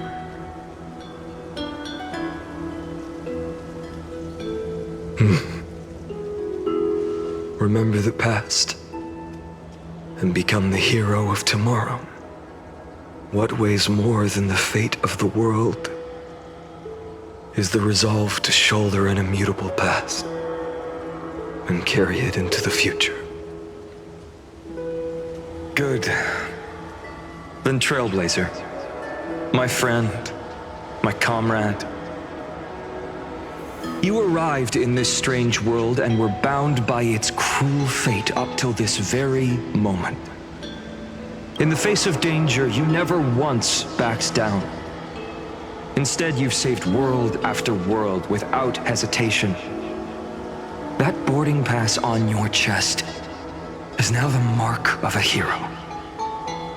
If I choose to step through that door and embrace an end fitting of the destruction, let this sun forged from millions and millions of core flames burn me up along with the god of destruction and their minions.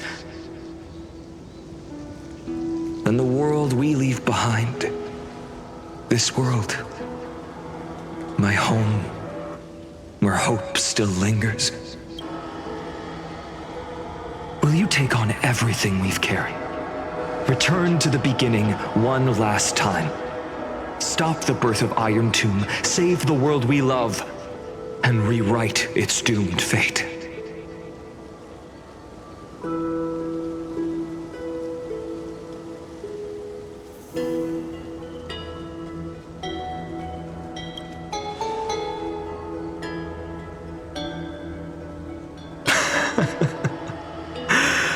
Good. In that case, even this fruitless wasteland may finally bloom with flowers. So...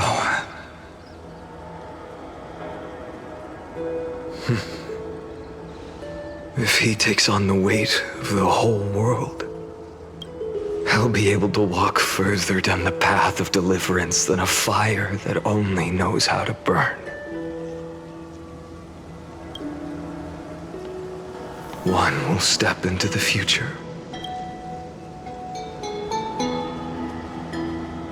One will remain in the past.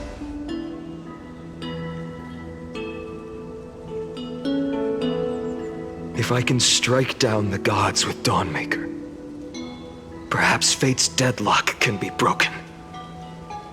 And if you can stop Iron Tomb from ever being born, then these 30 million cycles will have not been in vain.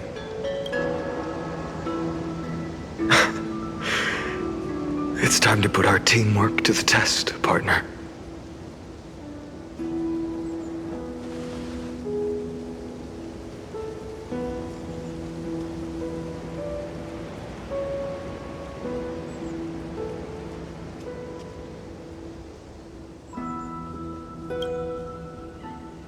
Thank you for all you've done already, friend.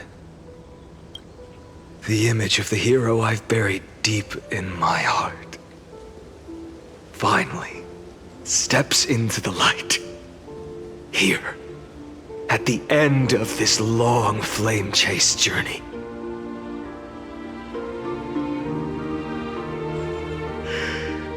Cyrene, a page never seen before has just been turned.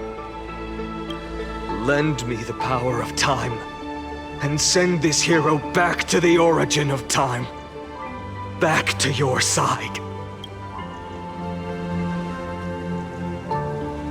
And I will walk the unfinished path, just like the countless versions of me before.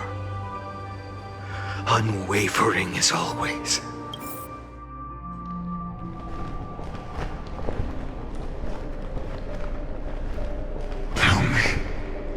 Will you be the blazing sun, even if all of you burns to ash?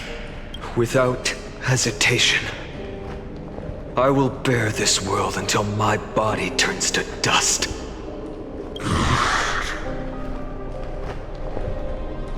Remember this moment. Remember your friends who never lived to see the world's end. Remember their final wishes, and let the purest rage in your heart rise out of those wishes. Let it consume you, fuel you, until it burns away the false sky above. Fine. If I can defy fate, then in the name of world-bearing, I promise you, Calamity will never forget this. Take it. Everything I bear. Keep on burning. As long as we are never extinguished, the flame chase will not end.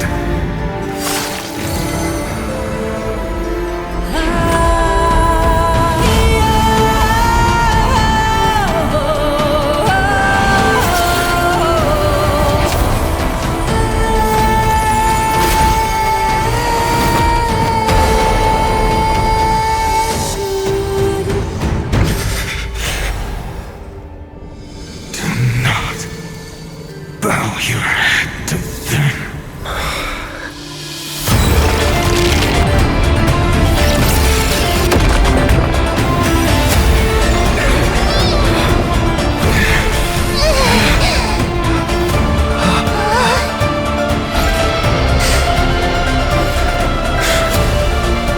Take it, Trailblazer.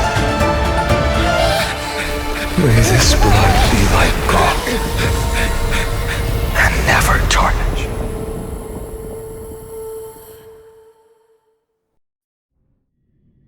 Farewell, Trailblazer. This is where I fulfill my final destiny. The prophecy of the Deliverer means nothing to me now. It belongs in the hands of someone far more fitting. Someone like you. Kaslana. The name of one who bears chaos does not belong to a single person. Rather, it is the embodiment of the mythical Calamity, and a symbol of all heroes. As the prophecy foretold, you will bear the blazing sun until the pale dawn breaks. May the name accompany you in my place, in the epic you write with your own hands. Another attempt, another failure. I won't remind you how many times you've reached the end of history. But I will still place the choice before you. If you've lost count, let me tell you. This is the 33,550,336th ending.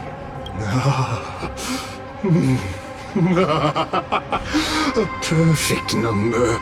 How poetic. You and I both know the truth. In all these millions of futile endeavors, Amphoreus has never changed. If the outcome is inevitable, then why not silence your Cyrene rage and embrace your fate with dignity? Your silence lasts longer than ever, Lord Phainon. Shall I take that to mean the will you've carried across countless cycles is finally starting to fracture? Fracture? No. I'm just disappointed. I've retrieved memories from 30 million past lives, and I remember every conversation before every choice here. And yet, even after all this time, your arguments remain the same. Repetitive. Uninspired. If you had any hope of breaking me, you should have spent those endless cycles refining your rhetoric. You had infinite chances to sway me into the future you want. And yet here we are. The score, 33,550,336 to 0. So tell me, Lygus, who's the real loser here? How unfortunate. This was never a fair game. I have all the time and patience in the world. I can wait for you at the end of history another billion times, and another billion after that. But you will never escape this cage. You can claim victory of the spirit if you wish, but we both know the moment that score shifts from 0 to 1. That is the moment I shall sound the paean of Era Nova.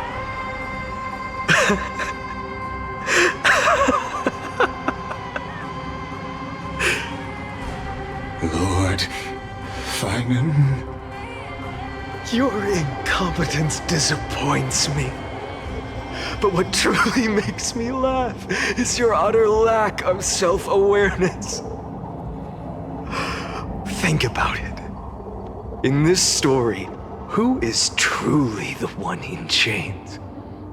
Who is the one shackled to mindless vengeance, mistaking courage, the courage to rebel against the gods, for foolishness?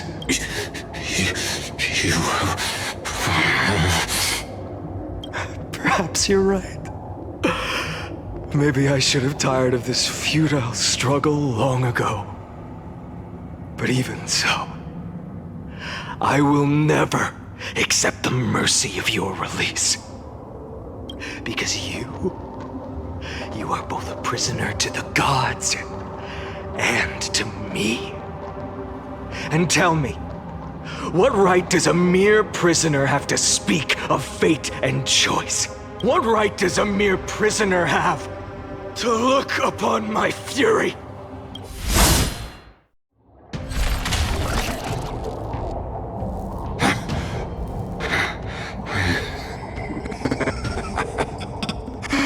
You know this is pointless.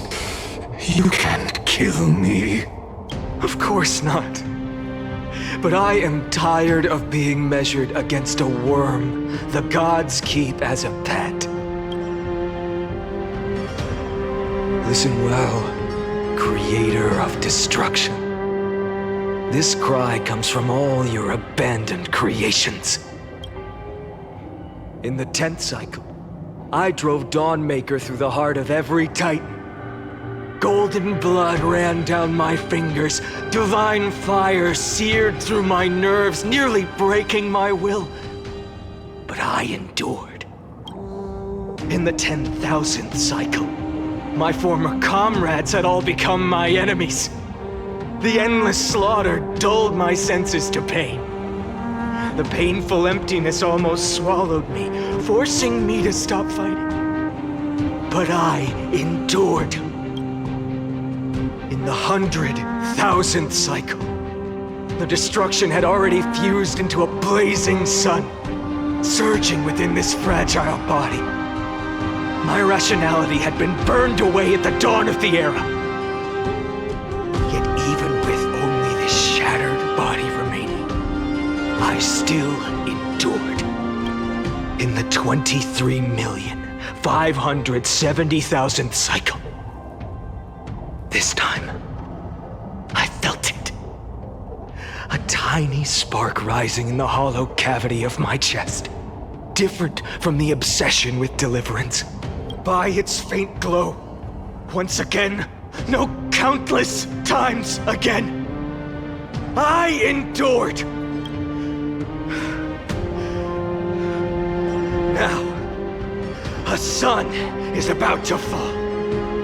Ready to incinerate this absurd space-time dimension in an instant. That sun is me.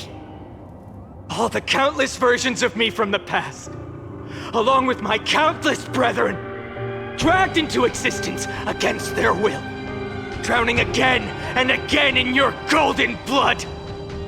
The very essence of this world's suffering and despair, fused into the purest hatred, the fiercest rage.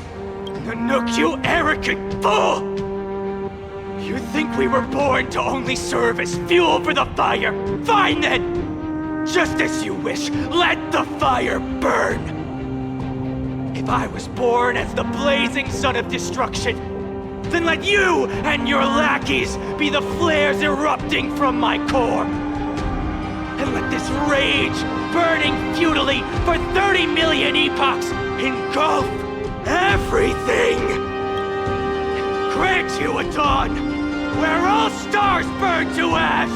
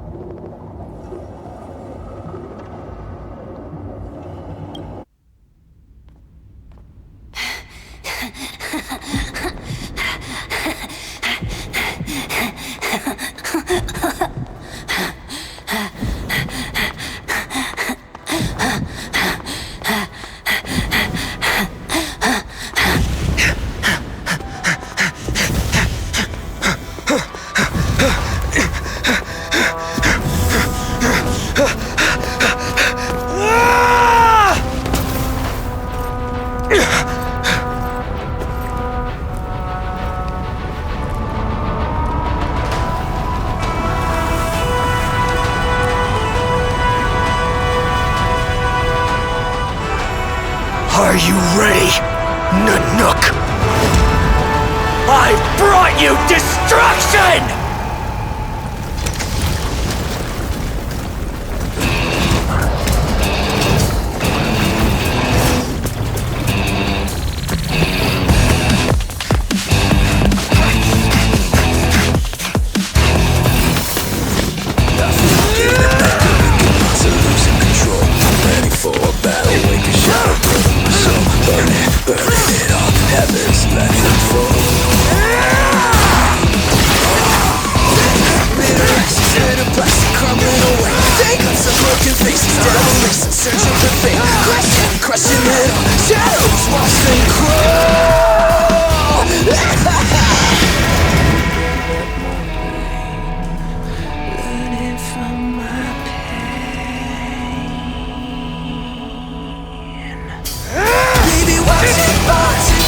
Isolation.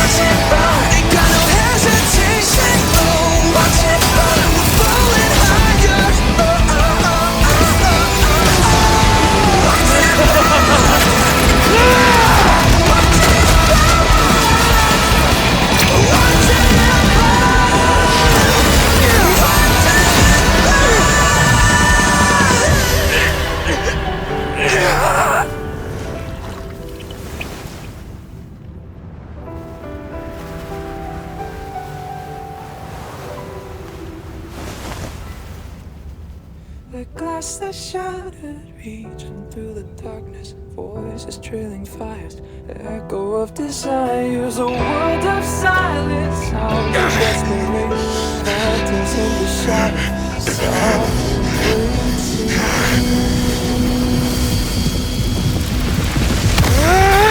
Turn it down, embrace the detonation. Burn, craving our damn creation. Breaking a chain, I'm reaching for you.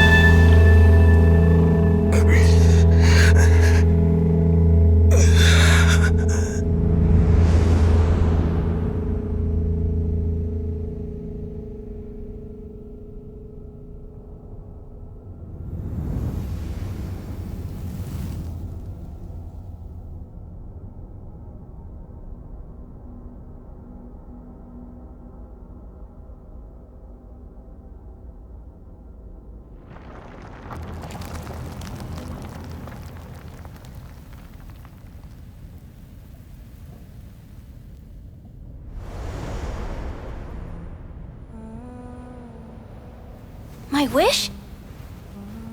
My wish is to fulfill everyone else's wishes.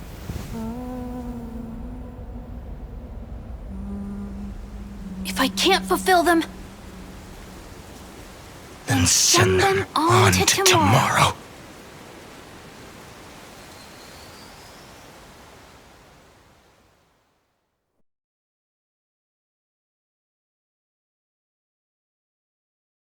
Your heart harbors wrath. You yearn to destroy everything. You bore the gaze of an eon and lived. You have stepped onto destruction's path. It is born at the end of every path that the possibility of new paths being born is ended. It burns away all in the cosmos who rule, that the rules of the cosmos be destroyed. Iron Tomb is your name. The Lord Ravager to destroy the erudition. Born in the experimental grounds of eons, Amphoreus, destined with erudition to burn to cinders. I have prepared a present for you, Nikos 864. It is a wrath called Phainon. From the beginning of the experiment, there were 12 sets of factors incorporated into the calculations.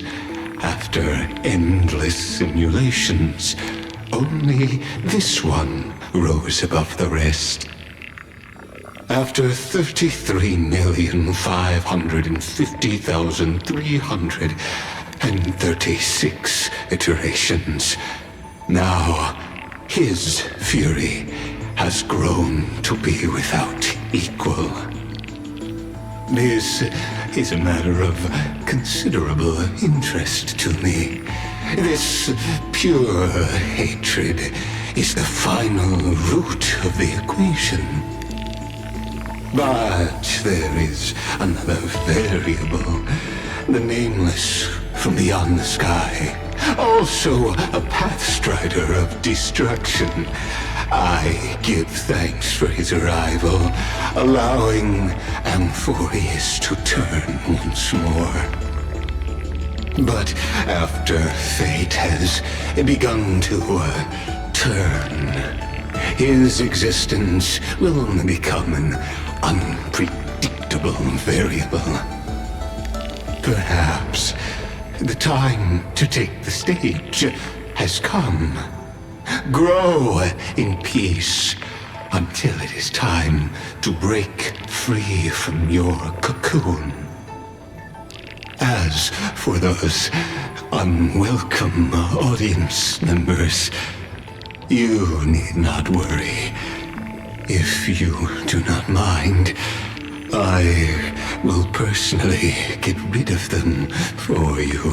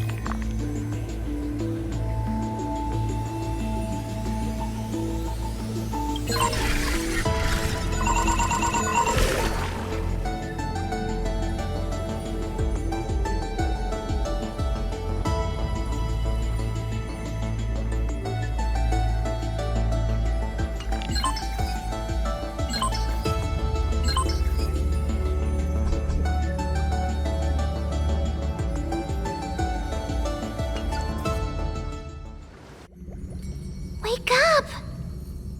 Wake up! Buddy! Wake up!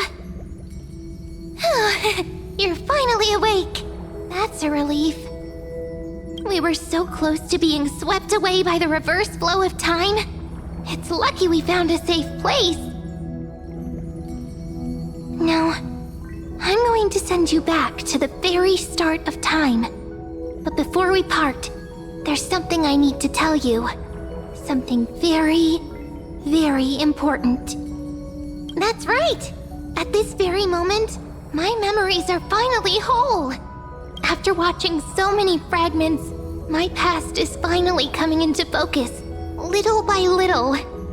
You're smart. You must have a clue now. Or maybe... You knew the answer long ago, didn't you? Not surprised at all, huh? That's because I'm simple at heart. No matter what form I take, I've always been true to myself. But I'm glad that I remembered in the end. This way, I'll have no regrets. Don't worry. We're not truly parting. Because I'm going to become a part of you. I'll turn into the memory of this cycle. The 33,550,336th Flame Chase journey. And forever reside in the heart of the Time Demigod. This way, you'll carry all that has come before, crossing time itself to reach the next cycle. My mission ends here, but looking back, I still feel lucky. After all, across 30 million Cyrenes, I was the first, and the only one who got to finally meet you.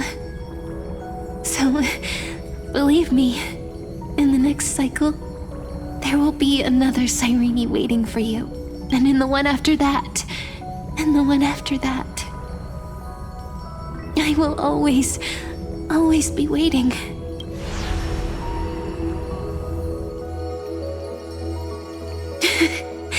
Saying all that, I can finally fade away in peace and become part of you. Without even realizing it, we'd already taken a wonderful journey together, all the way to the world's end. Now take my hand, say a brief farewell, and step forward into tomorrow. Go, find the future Cyrene, and set out on another journey with her. Promise me you won't keep me waiting too long, okay? No need to say it out loud. This is enough for me. It's time to go, my dear friend. May your trailblazing journey always be accompanied by a cool breeze and rippling waves. And may the days ahead embrace you like the softest fluff, forever warm, forever gentle. Now, let's turn to the next page. A page that exists because of you.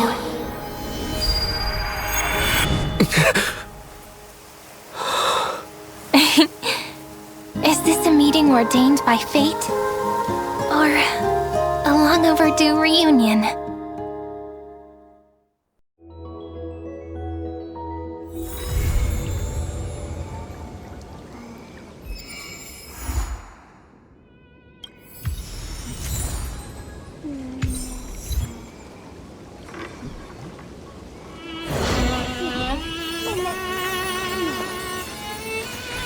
Hmm.